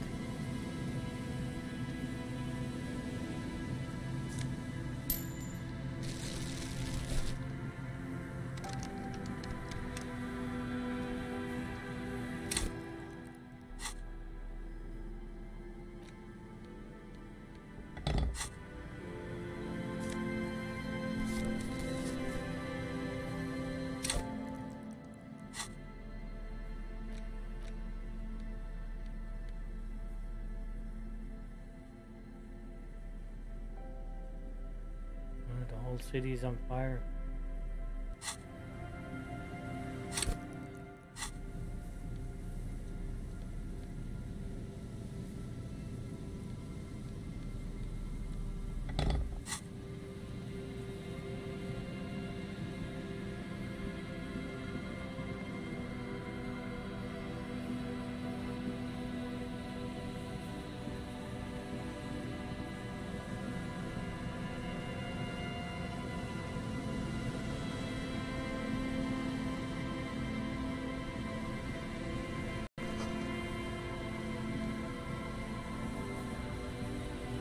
What is this place, huh? The remaining windows rattle from a strong gust of wind. They're covered in a thick layer of grime. They must have been like this for 40 years. Dripping water falls from a high place. All you can see is the shadow of a collapsing staircase. No, I won't even try. You know... Thanks, Kim. Can always depend on you, buddy. I had a partner once. They called him Eyes, because he had to show me things. It's that bad. Oh.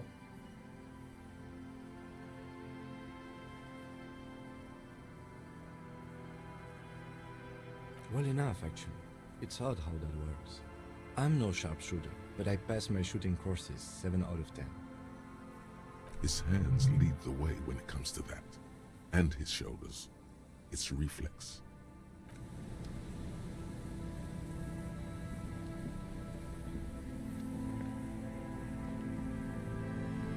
And Mikhail noticed the windows, especially with how there are no windows on the south side.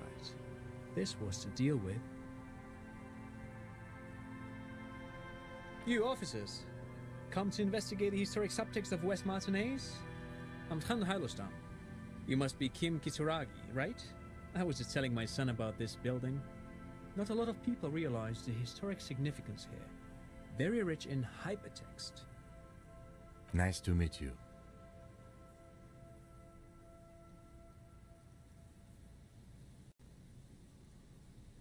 Yes, hypertext. Young Carp and the collection of cultural hyperlinks. He's just making up fancy words. This doesn't mean anything. Oh yes, so Mikhail. They had to deal with monitor glare, especially in the summer. They still had vector monitors back then. That was 49 years ago. So they didn't have windows on the south wall. No, I can't say that we've met before, but I've heard of Kim, of course. Mikhail, say hi to the officers.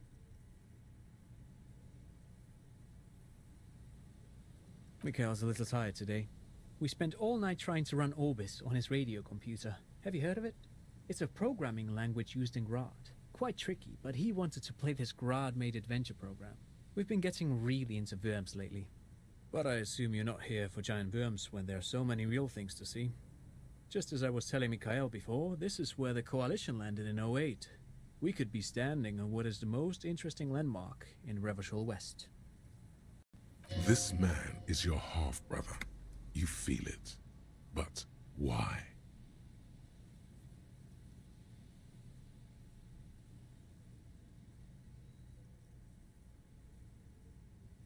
Aha! But it's not just any empty old building. What not a lot of people know is, this used to be the R&D department of Felt Electrical. And Felt, which now sells ink cartridges mostly, was once a top dog in the turn-of-the-century cybernetics boom. Hold on. What's R&D? Research and development. I know this.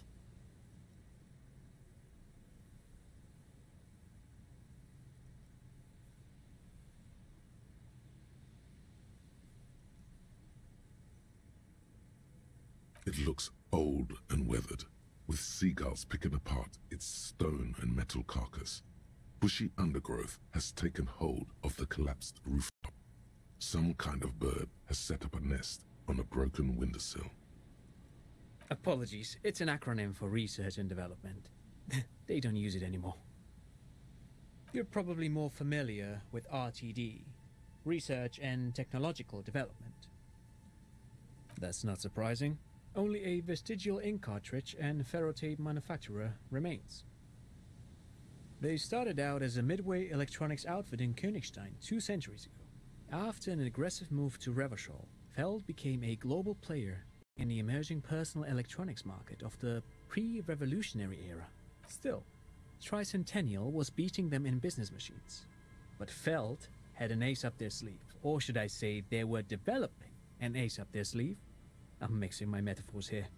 It was here in Martinez, possibly in this very building, that they developed prototypes for a tape computer. An elegant folding mechanism of rollers and ferrotape ribbons, portable enough to be a take-it-home solution.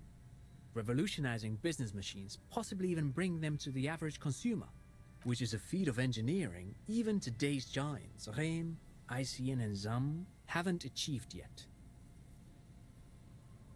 He assumes something like a combat stance, facing the wind. Indeed. What? The revolution! Unfortunately, their moonshot project never made it to the market. Feld's move to Revachol backfired. The revolutionary government liquefied their assets and expropriated those very advanced prototypes, possibly from this very building, or one of the adjacent ruins. All of this was built by Feld, even the boardwalk. Wild Pines built Martinez proper as a resort for their middle management. Feld built this side of town for R&D. Yes, they even built a pleasure wheel, but that got destroyed in the war. A pleasure wheel? Yes, to lure in their star engineers. This part of Martinez was nothing but reeds before Feld arrived. They had to make the prospect of living here attractive.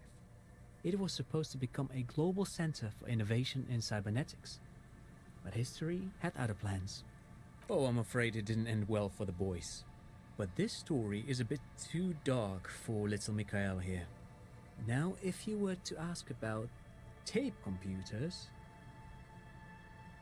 they used them for military communications, but also to write and send out press releases, the most notorious example being Le Décret de Mars. What's the Mars Decree? I mean the radio transmission sent out to news agencies and world governments by the newly created Commune of Revachol on the 7th of March in the year 02. It's a beautiful piece of text, actually. A singer-songwriter I know, Charette, called it a love poem to Revachol on her political concept album Bon Baiser d'Insolente. You should read it. Every local library in Revachol stocks a copy of the decree. I tried to get Mikhail to memorize it. Tried to. Someone was much too interested in worms to be paying any attention. The kid takes a peek at the green and silver worm on the cover of the book, already forgetting about this part of the discussion. Actually, no one knows. No one even knows what a computer made entirely of tape would look like. But word has it, they were very elegant, exquisite, alien-looking turn-of-the-century hardware. 10 years ago, I did a little freelancing, I guess you could say. I was a special consultant for an exhibition at the Humpty Dumpty Dum Center in Vredefort, Oranje. It raised the same questions, and we had lengthy discussions with Paul Ockerman, who was head curator at the time. This was before the twins Keith and Guy Jews joined the team, trying to... Wait, did he just say Humpty Dumpty Dum Center? He did it. He said Humpty Dumpty Dum Center, like it's the most natural thing in the world.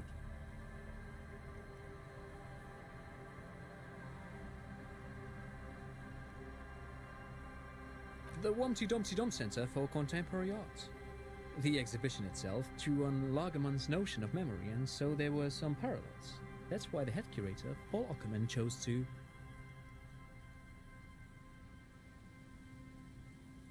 Actually, I think there is. No, it's too much. He's joking. In fact, I'm not.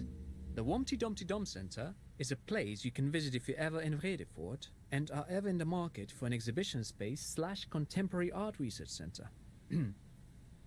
But perhaps I should return to the tape computers. As I was saying, the device itself was very elegant, fragile even. One could write directly on the tape using a special chemical solution. The machine would then analyze the handwriting, perform operations, and project output onto a white screen. It was a beautiful, delicate thing. Very, very cool. Though I understand the socio-economic causes of the revolution, it pains me to imagine the revolutionary setting fire to this precious device. But so they did. The felt playback experiment vanished into the fires of 07.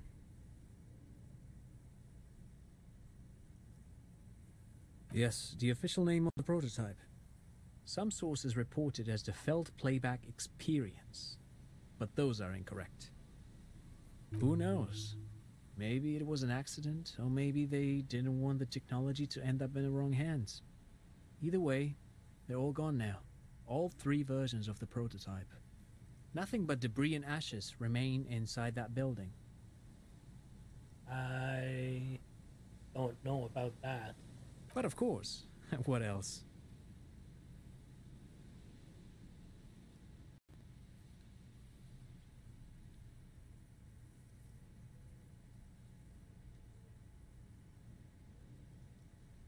Sure, what's on your mind?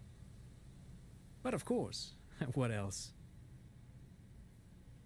No, thanks to you for having me and little Mikhail here to pick your brain. A very interesting conversation indeed.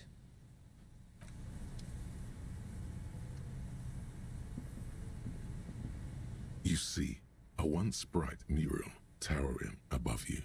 The signage has peeled off over the years, but you can still make out Feld Electrical R&D.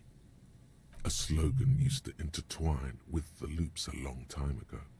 Now, only a shadow of peeled letters remains. It says, tomorrow is just a whisper away. Looks like tomorrow never came.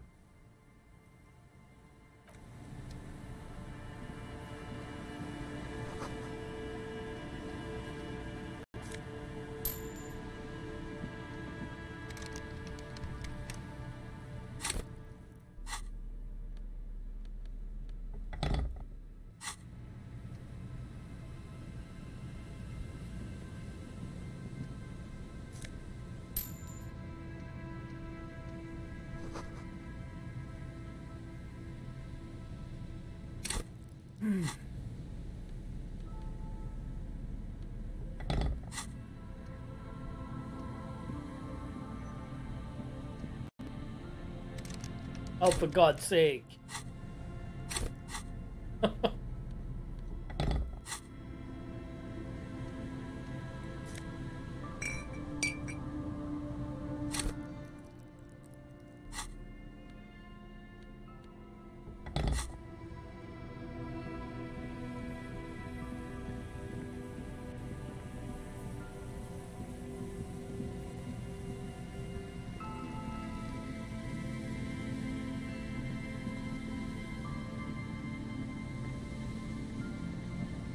Ah, the insect man, huh? You need to get back to your wife, buddy. She's worried about you.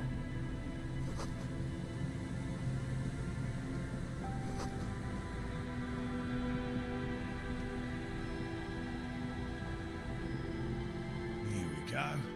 Nice and easy. No way out, little guys. Not out of this jam. There's a cylinder on the ground in which the man is arranging some netting. It looks like some kind of trap. He notices you.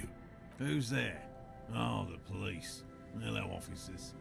His self-conscious enthusiasm renders his movements ungainly. He looks like your understanding of a scientist. Is that the police? Why are the police here? Don't worry, Gary. I'll handle it. To what do I owe the pleasure? Of course. Thank you for passing along the message. That damn water lock is broken, and we can't go all the way around the 881.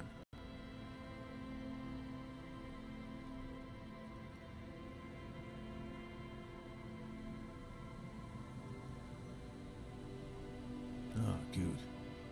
We should really be getting back. Gary could use a hot shower and a warm bed. Did he say we can go back now?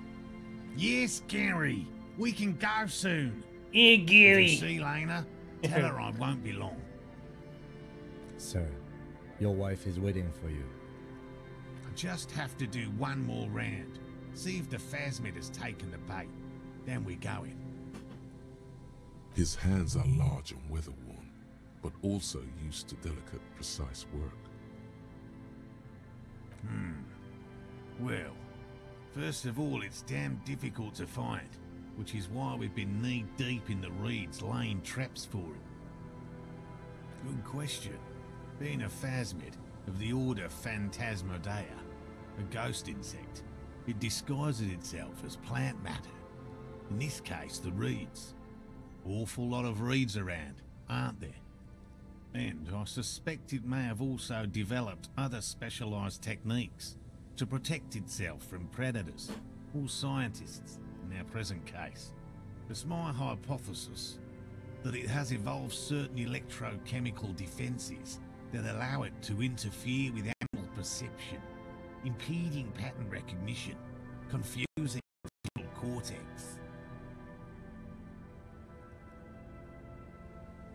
But I cannot describe how these defences work, much less how they evolved, without studying a live specimen. I'm expecting it to be quite giant. One known species of phasmid, called the Megaphasmodea zoensis, is about the size of a grown man's forearm, so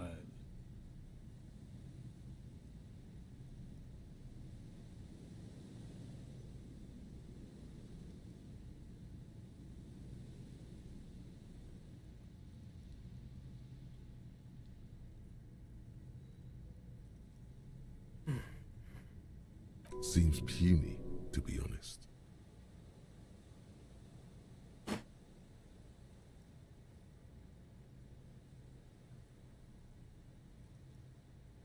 typical rookie assumption. Insects are much more sophisticated creatures than those unversed in zoology give them credit for.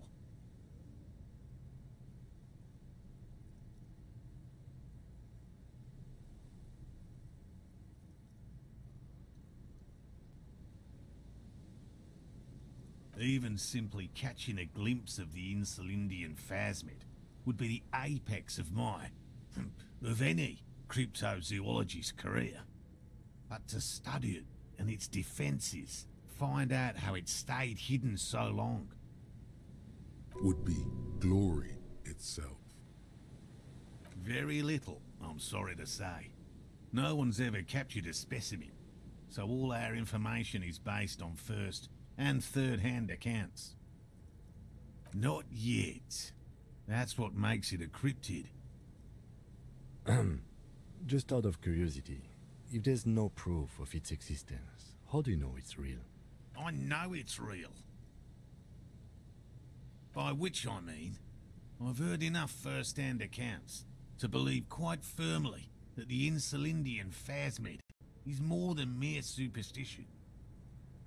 Yes, the most recent sighting was by a couple of teenagers along the coast here. That's what brought us to Martinez specifically. It's the first credible sighting in several decades. Admittedly, it's an unusual location for this species, but with all the sewage runoff upstream, it probably doesn't matter much anymore. I have to resist the thought such an extraordinary creature is doubtlessly highly resilient. After all, it's generally thought to be capable of parthenogenesis. Yes, the females don't need males to reproduce. Makes it easier for a species to survive in adverse conditions. Nature does not concern herself with ethical propositions. As a scientist, my interest is strictly dispassionate. There's nothing dispassionate about the way he talks about the insect.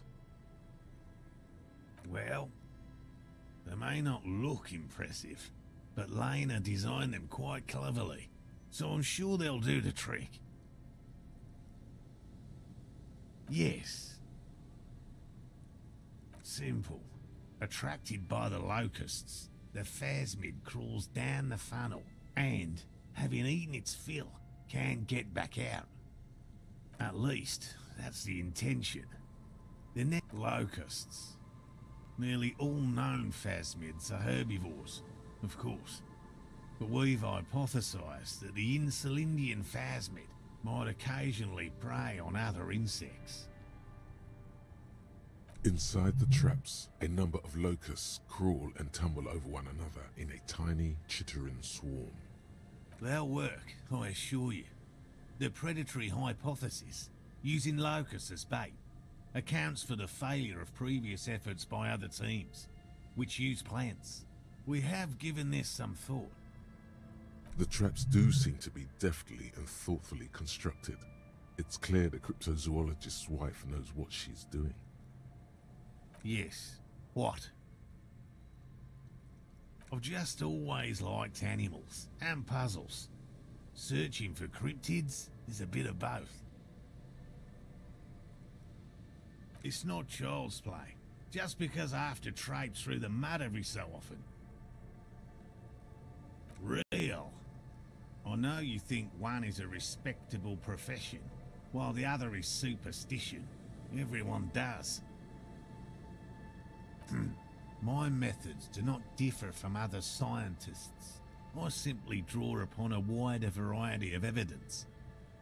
And I have more hope that something truly surprising might happen. Your nerve endings tell you there is no such thing as a positive surprise.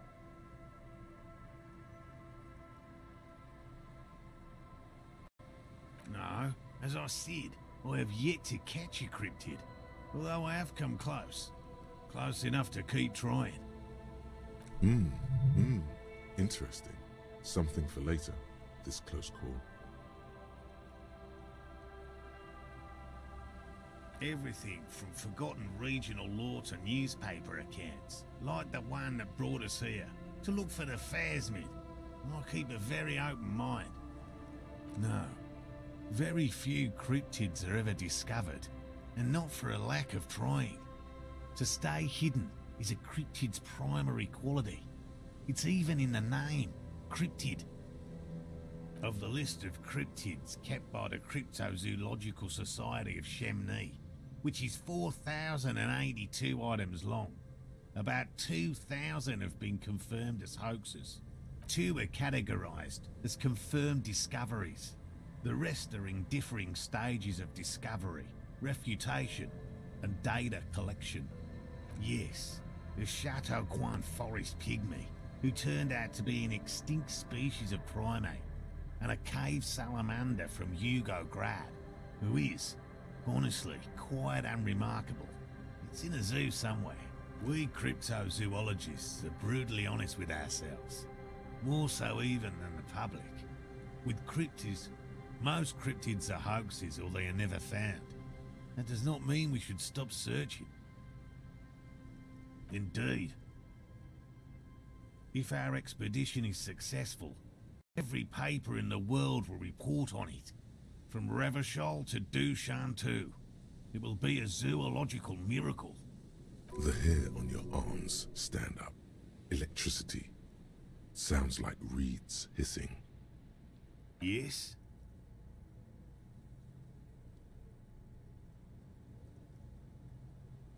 And I'm eager to return to her, I assure you. But I can't leave before we finish with these traps. My wife understands that just as well as anyone. Come on, Morale. We've been soaking out here for days. It's time to go back. And leave the traps? Absolutely not. I won't let Lena down. Come on, she wants us back. I'm soaked up to my nuts over here. We'll both catch reed crabs if we don't dry out soon. Of course it's important to her. She's seen it. A verified sighting, on record. One of only 4 this century, and it's hers. She's seen it? Yes. That's how we first came to know one another, in fact. But that's her story to tell, not mine. Suffice to say, it's long been our dream to find proof of the Insulindian phasmid together. I can't abandon course now. His spirit may be willing, but his body might be too old to endure the rigors of the coast.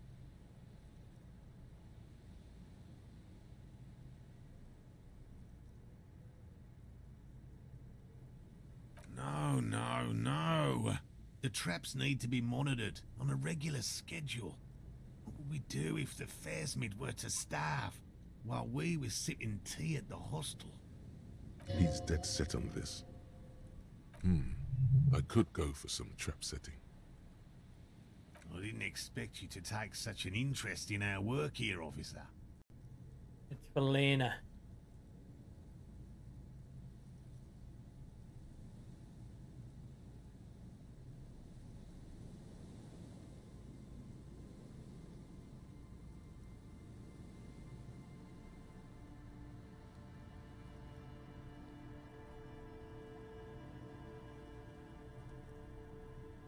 Yes, indeed. Both require a great deal of research, attention to detail, and, above all, persistence. Bring it to me at once. Just make sure the trap is closed tight. There are 4 in total. One is to the south, on this little peninsula, by the boathouses there. It's very near. Another we set in Land's End, to the northeast. It's behind a small sand dune there, on your way to the old radio tower, after the church. The third is set near the canal, where you crossed, by a concrete slab. A big thicket of reeds going up the slope, and among them... You should check at least one of those before returning to this one, since I just said it. This one's more of a technicality, but still, better safe and stupid than sorry. That seems like a lot. Do we really have time for this extracurricular venture? Even relative to examining a weak old corpse, I'm not sure mucking about in the reeds qualifies as fun. But have it your way, detective. If you think it's important. You have been right before. That's highly unlikely, officer. But in the event you do, I'll spray you with a pheromone mixture I developed. Did you hear that? Pheromones. You were right about the teenagers. Oh, I doubt there is any connection there. Anyway, these pheromones will attract the insect to you, or at least prevent it from bolting at the sight of you. It's quite potent. Should last you about a week.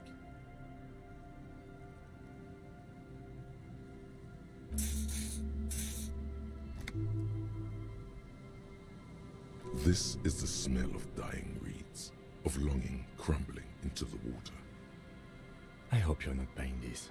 It dispenses it without letting you touch the canister, so it would be precious like holy water. It is precious. A single dose cost me 50 real to develop. Not that I expect you to understand how financing one's own research. Right, which means you two can pack up and go back to the whirling. Finally, someone's talking sense. Thank you for your help. Gary and I will start breaking down camp. If you have any more questions, now's the time to ask. We'll be gone once you get to it. What about his eager-to-leave friend Gary there? Talk to him too, perhaps. All right. What cryptids precisely? I usually discuss these things with specialists, so I don't know what. You need to ask him about specific cryptids. Cryptids you've heard about from Lena, or his friend Gary. He won't just talk. A willow person. It's a long story. One non-specialist would find rather dull. They're not people, really. Some argue they aren't really animals, as they seem to have evolved directly from trees. They're very, very thin, almost flat in fact, and can camouflage themselves easily, wrapping themselves around trees and blending in with the tree bark. In that way, they're not too dissimilar from the phasmid we're looking for here.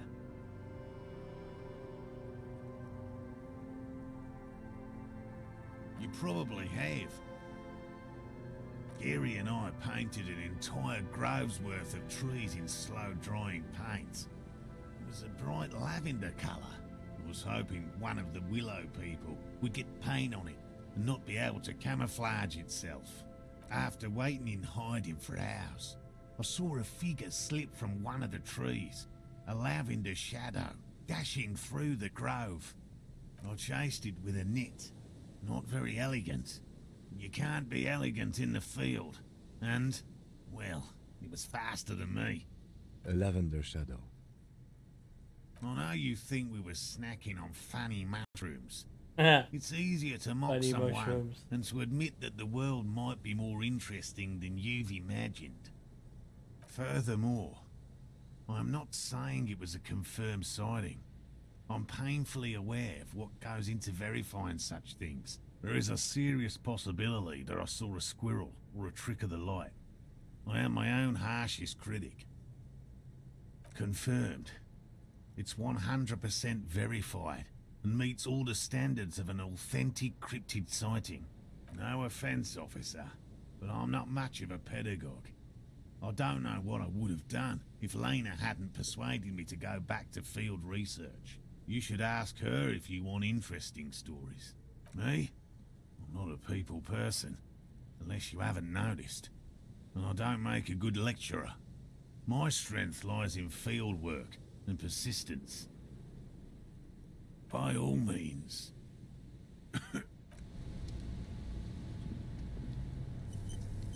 Hello, I'm Gary. Yellow man. I mean, officer. The lieutenant raises his eyebrows slightly and takes out his notebook. Yellow man. That sounds awfully familiar. Something to keep in mind for later. I'm just waiting for my friend Morel to finish up with his insect traps so we can return to civilization.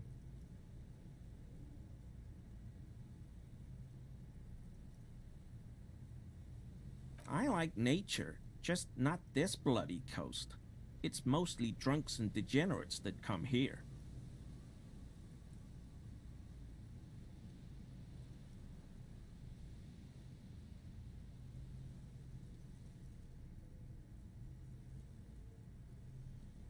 Dark times will do that to good men.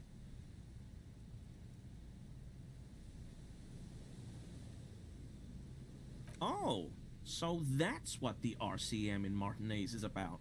Great. Great to hear someone's finally taking care of that. So you do know something about it? No. Nothing. He was some kind of mercenary. But everyone here knows that. I'm just glad to hear you're looking into it. That's all. He's not feeling very comfy in his clothes, is he? Strange. My mug? Why would you think that? Really? I hear it all the time. All in jest, of course.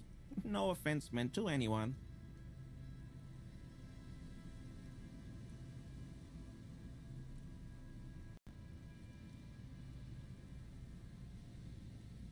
Okay, I admit it. I threw the mug away in the trash container behind the hostel. I know I shouldn't have, and I am very sorry, officer. You're not going to find me, are you?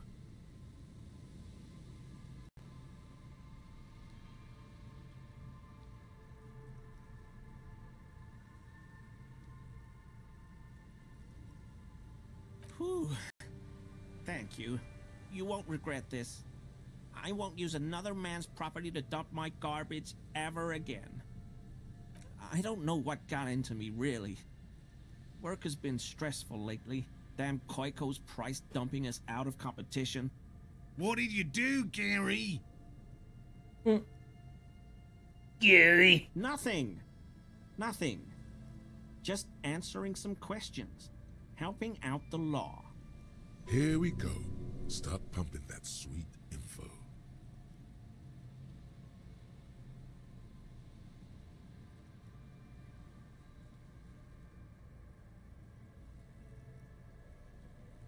I know a guy who works with the trash collection services, CS Municipal.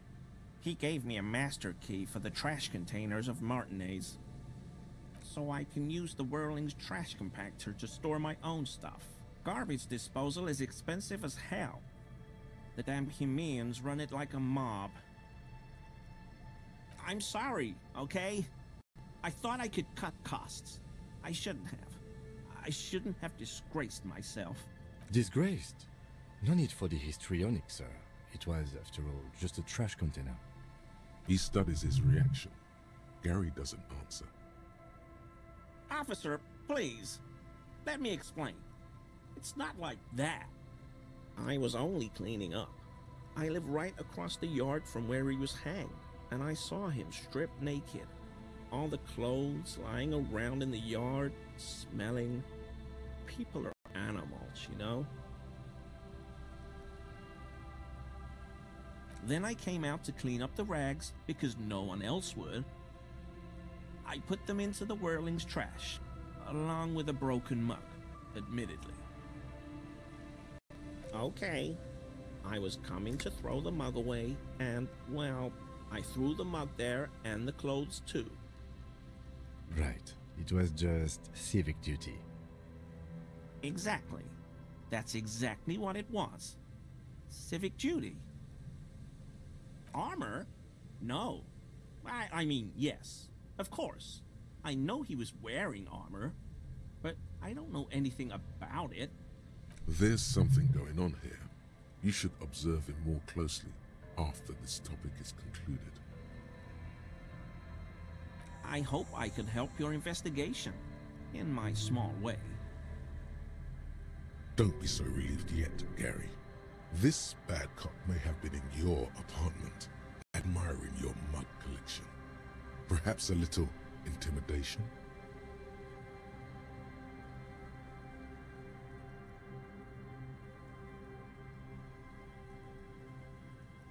No. I help Morel with research sometimes, and I've learned some things along the way. But I don't usually go in for picnics like this on my own. There probably is a follow-up to this, but you can't think of any. Doesn't matter. Waste. Not many Sealites here, or anywhere, other than Sale. I meant no offense, truly. Do you remember how, when we met Measurehead and I said the next racist will be a really good one?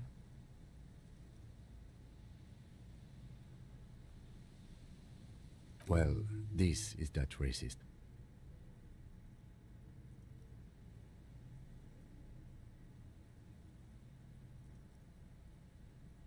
I don't know who that is, but all I meant was there are not many Sealites around here. Oh, yes. Of course he is. I was just speaking about his connections. Let's change the subject, okay? Sure do, officer. His eyes narrow slightly. He's wondering where this is going.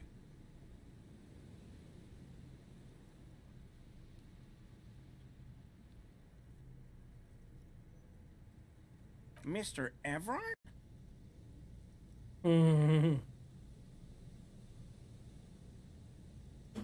So you work for Everard Clare? Officer, please tell him we're good. No, tell him I'll make it up to him. What have I done? He'll send the muscle after me. As he lowers his tone, he hunches his back.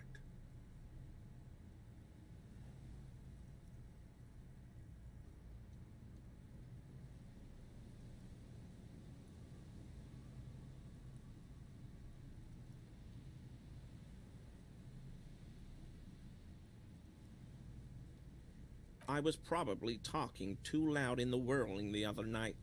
About some theories. Stupid. Shouldn't have run my mouth loud like that. I won't do it again.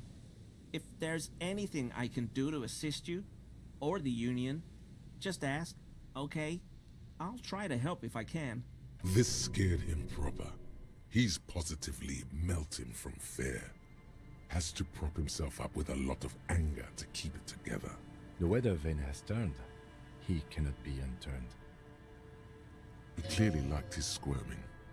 He may even have changed his mind about the whole door-opening operation.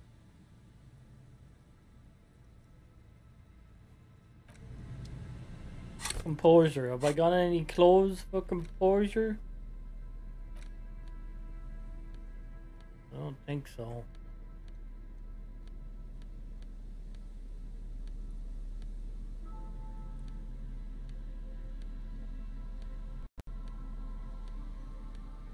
Oh, my shoes.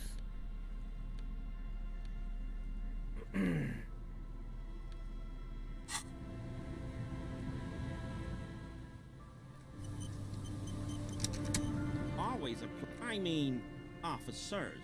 58.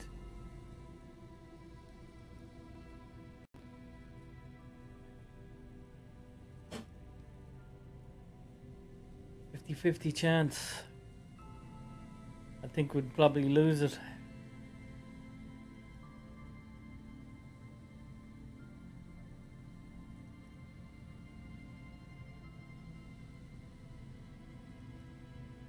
Do we chance it? I don't know. I think we leave it for now. I think we leave it for now.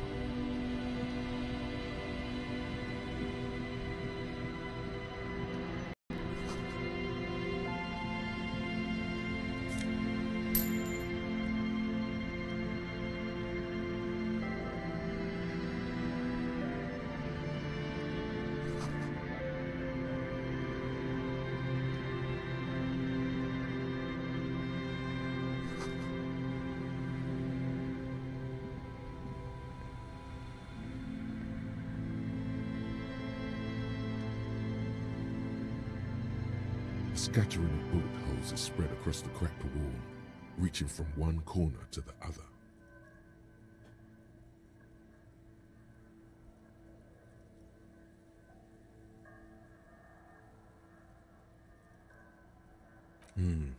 Correct. The density of the bullet holes is unusual, even in a general average bullet hole frequency in Martinez sense. Grim affairs.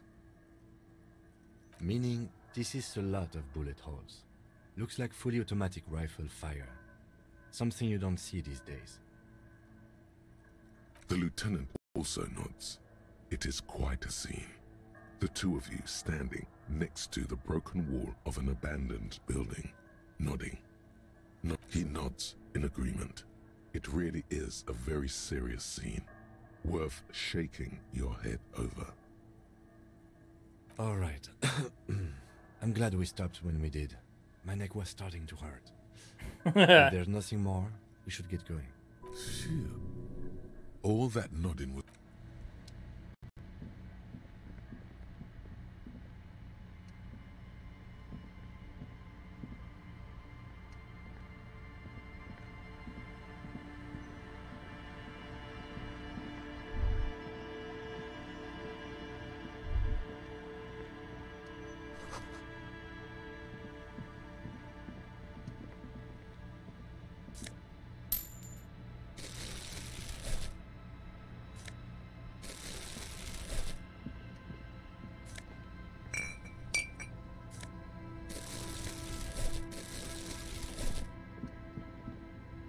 Oh, we've hit the mother lode.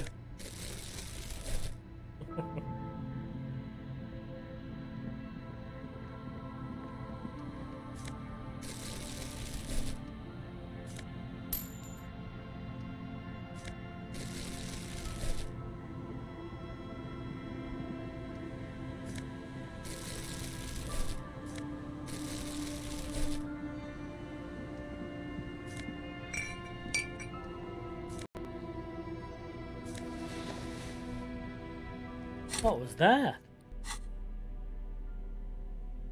Tools.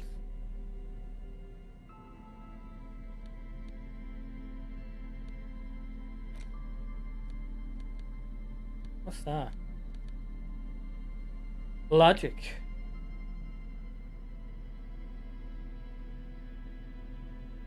What does that look like? Yeah, okay.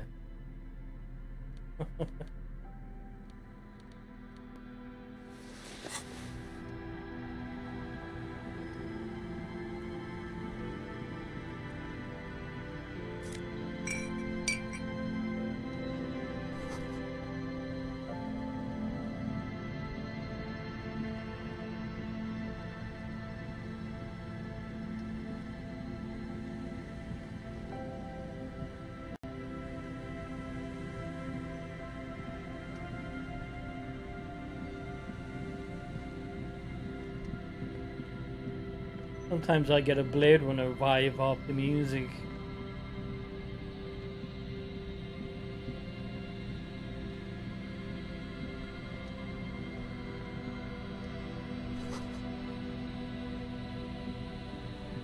Some sort of cinema or something?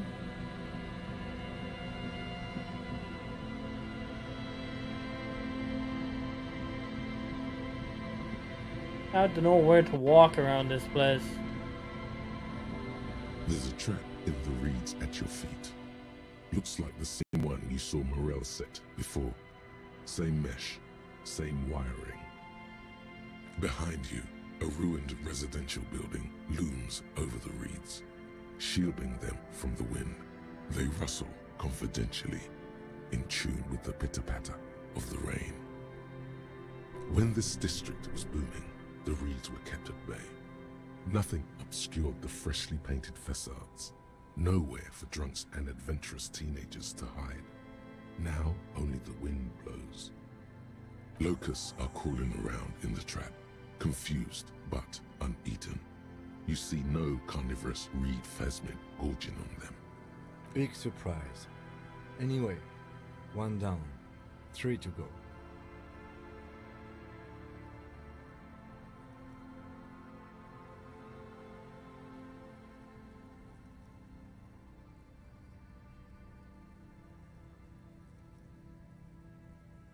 You set the apparatus back on the ground, among the reeds.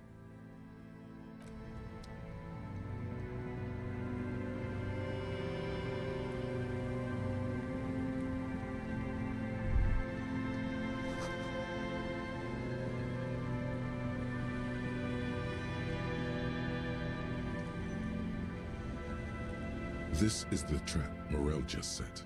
Checking it over, he said, is just a technicality.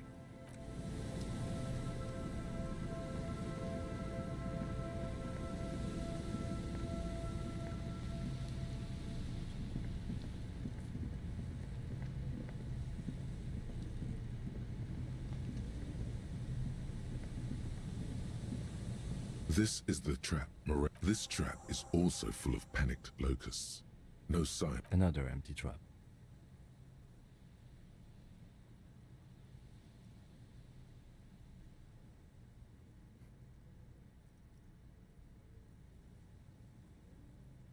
Always up for a good job. Otherwise, would I still be on this case with you?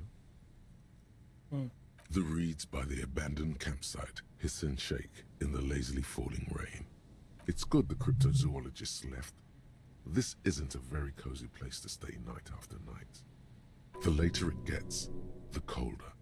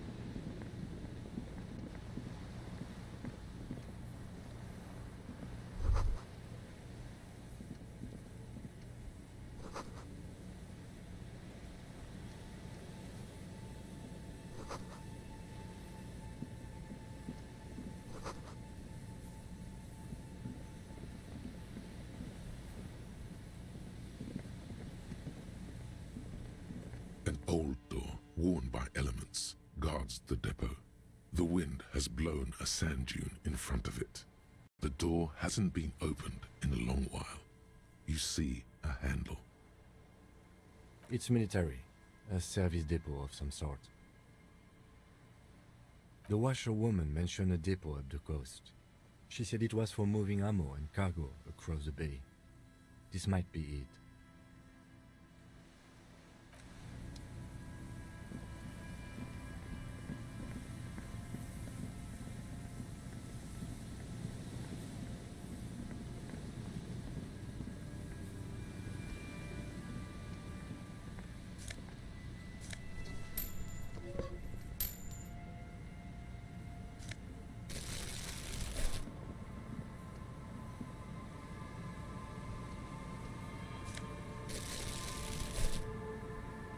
Found some new clothes. Rhetoric.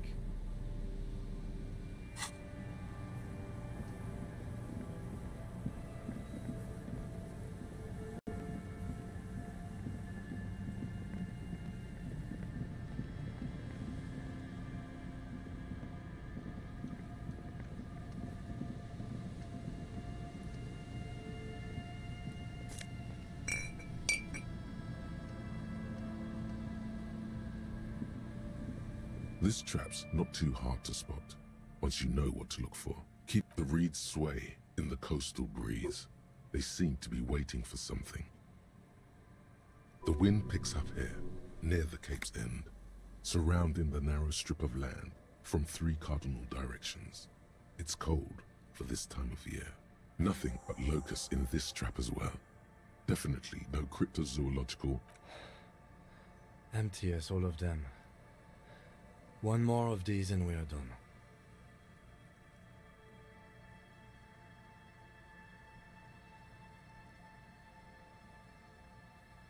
No, I'm fine. I didn't mean to complain, it's just...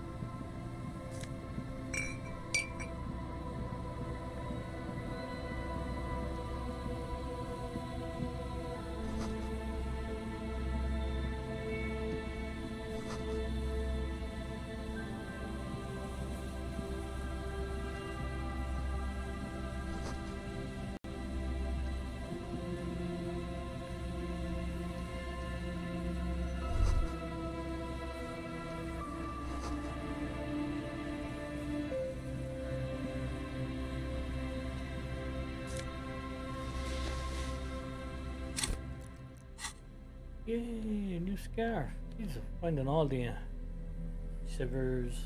Okay.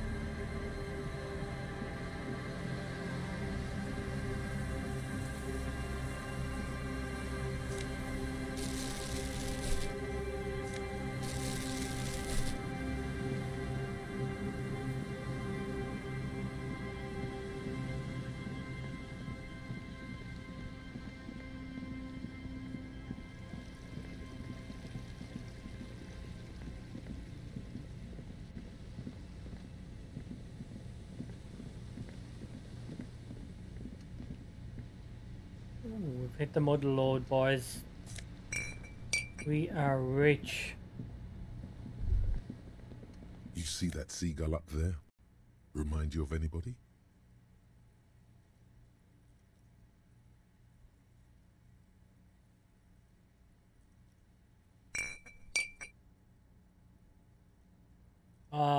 Fuck's sake. Oh, there we go.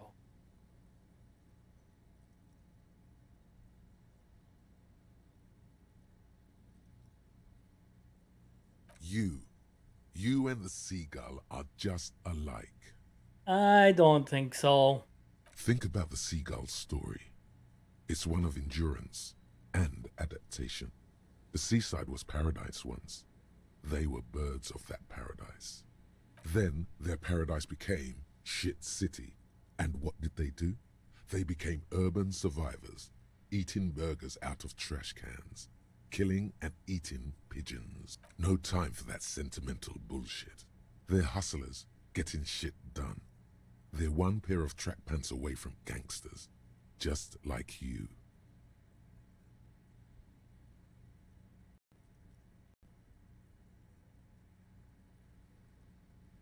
You have. The body remembers. Sure, inside. But outside, it's a tough world. You've got to do whatever it takes to survive. And you do.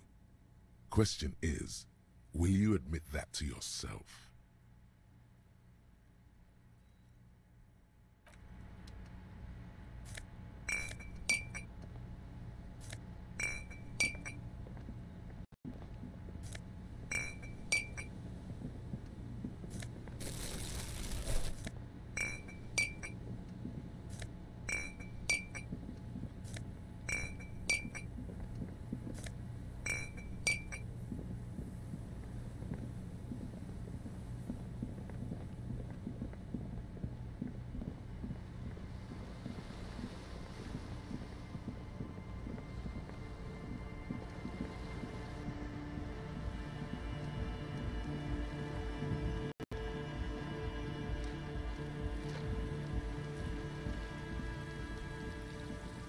Actually, there wasn't a whole lot up here.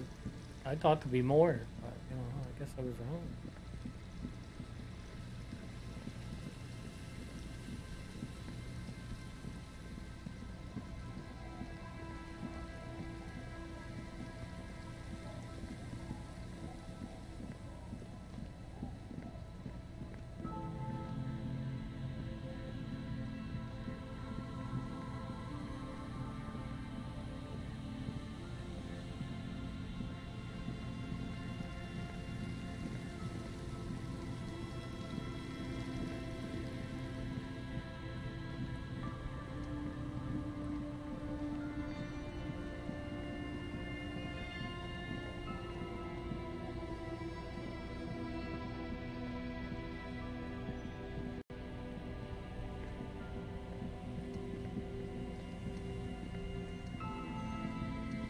Pissheads, pissheads.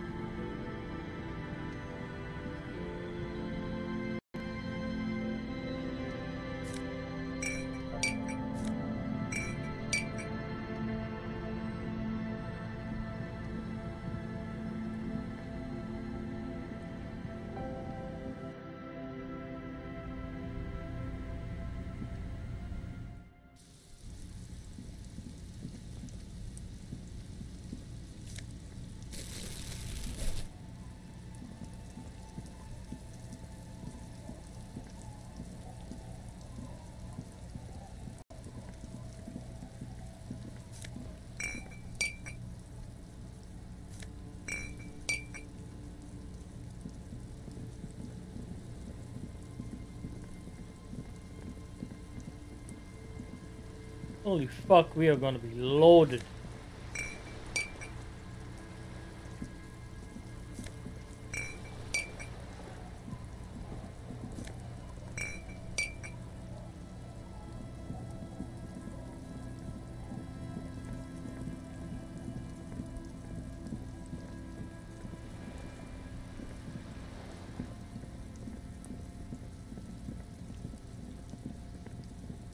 Ah, there's the last one. It takes you a moment. The reeds bend forlornly toward the sand. Some tufts have been crushed. The broken stalks seem like a rebuke. The sound of the city hums in the east. The constant, distant song, louder on this part of the coast, nearer somehow. And there's that cold again. Always the cold. The trap feels light and silent as you pick it up. Something is different here. No locust. No phasmid either, but still. Well, the bait worked on something. This doesn't mean it was a reed monster, though. Unless you see one in there. I just see an empty trap. The netting is a little untidy, messier than the others. Like someone or something picked up the trap and shook it before dropping it back down on the ground.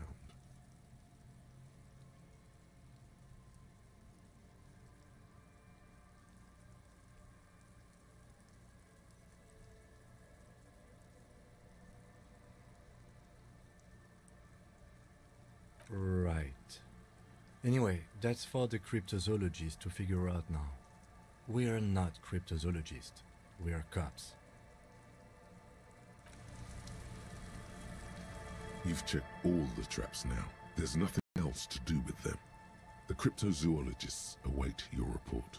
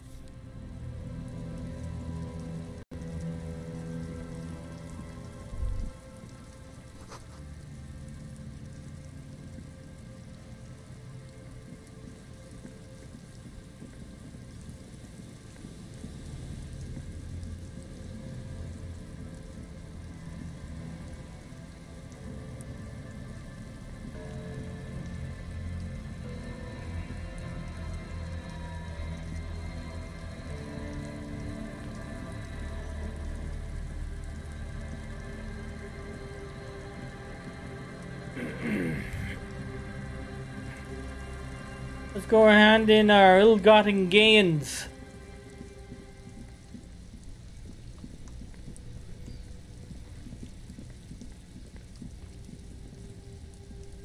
The shine on these sunglasses lasts a lifetime, officer.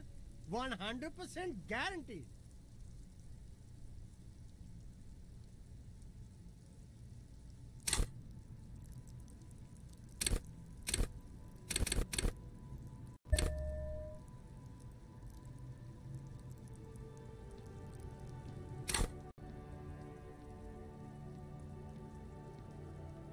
Oh, we're still fucking very low. I want some cool shades. Conceptualization. Let's see if we got anything we can put on that would help us in that department. There was one thing. Anything else that could... well, that's two things. Anything else?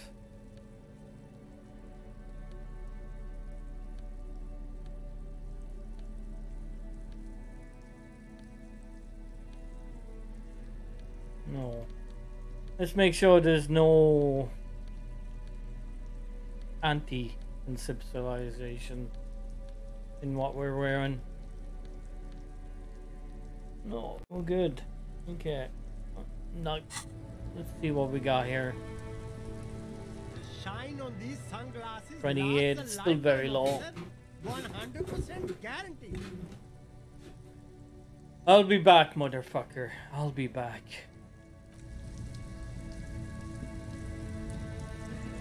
You keep coming back.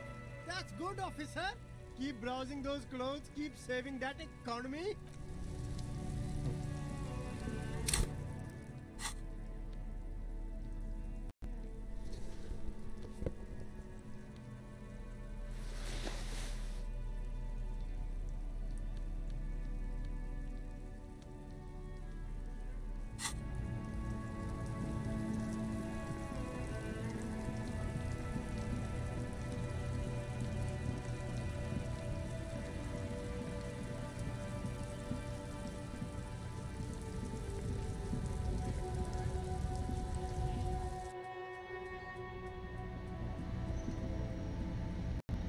The tear machine stat. Your bottles clunk into the machine, and the money... You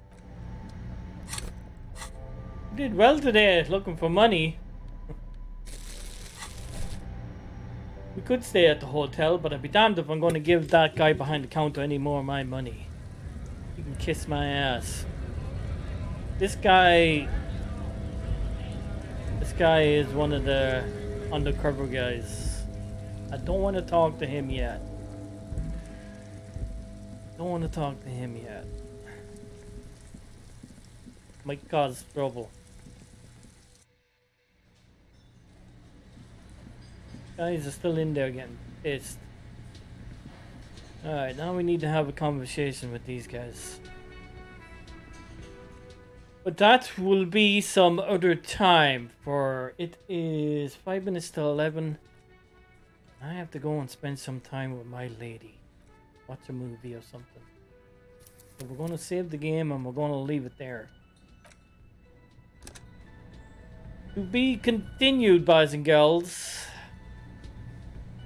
Next time we'll have this conversation, get it out of the way, and then I might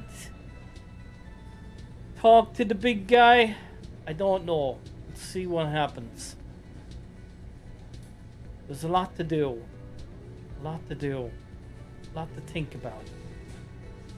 Alright, boys and girls, peace, adios, and have a good one.